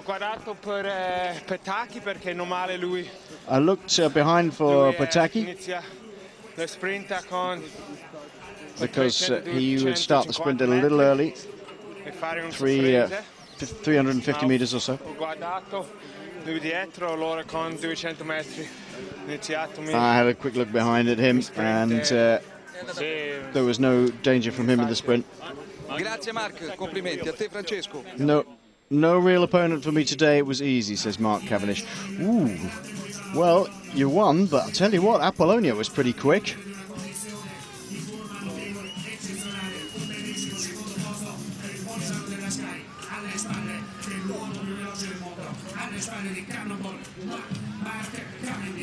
Well, that was an exciting finish. It's not what we wanted to see in the sprint, but let's have a look at the crash. Oh, it was an HTC rider running wide. Oops, into the barrier. Surely he's not the only one, though. No, there was a crash in the middle. No, it was one of the riders from Androni running wide. Androni rider running wide, as you can see on the top of your screen there. But there's also a crash in the middle of the corner, so two separate things going on there. Wow, clearly a very fast, very dangerous corner. Mark Cavendish finishing the job off ahead of David Apollonio, Alessandro Pataki, Roberto Ferrari. Top 5 again for Roberto Ferrari. Gerald Cierlik in 5th spot. Impressive finish. Sabatini, you can see there for liquid gas in the middle, but an impressive finish by Mark Cavendish. Impressive by Apollonio as well, though. The acceleration was very good. He couldn't get past Mark Cavendish, but once he got onto his shoulder, basically much the same. Well, I think Apollonio, he came very quickly. He was a little bit off, and when he went for it, he was coming very quickly, very impressive, and it looked like he might come over Cavendish. But that is the situation a lot. You can give that sprint, but then when you get to the guy, get to his rear wheel or just get halfway up on him, well, it's difficult to continue it. But an impressive sprint, but Cavendish, as he said, no problems at all. We could see that he was really looking around and just playing the waiting game, and no problem to take the victory today. A terrific win for Mark Cavendish. He makes it 2 then, up against Alessandro Pataki's 1. Coming up next, WTA tennis from Brussels. But the overall standings remain the same. It's Alberto Contador ahead of Konstantin Svitsov, then Vincenzo Nibali, Christophe Lemaivel, Michele Scarponi, and David Arroyo. So Cavendish gets the win he wanted. It would have been a bitter disappointment if he didn't, considering all the work that HTC High Road did today, and especially in the last 15 kilometres. Gosh, they really ragged it out. Good work being done by all the men. They all have a specific job to do, of course, but Renshaw always super calm, super collected. It was a textbook sprint finish for Cavendish. It certainly was, and again, Renshaw just able to just hold off until the moment came for him to take it up at the point. And it's also, to the team, they did just a magnificent job. They were, really impressive in that last 20 kilometres and just upping the pace all the time. And to get Renshaw to the point where he can take it up, a difficult job. And of course, yes, when we see Renshaw taking it up at that point, well then it was going to be, a real good opportunity for Cavendish. And again, as I said, Cavendish seemed to be looking about a bit and was in control all the time. Roman Kreuziger leads the young rider classification ahead of his teammate Francesco Maschiarelli and Steven Kruiswijk. The building that we just saw an aerial shot of is Dante's tomb, by the way. Certainly an inferno for Alessandro Petacchi today. He will be visiting all the planes of hell as he failed to get another stage win here in the Giro d'Italia.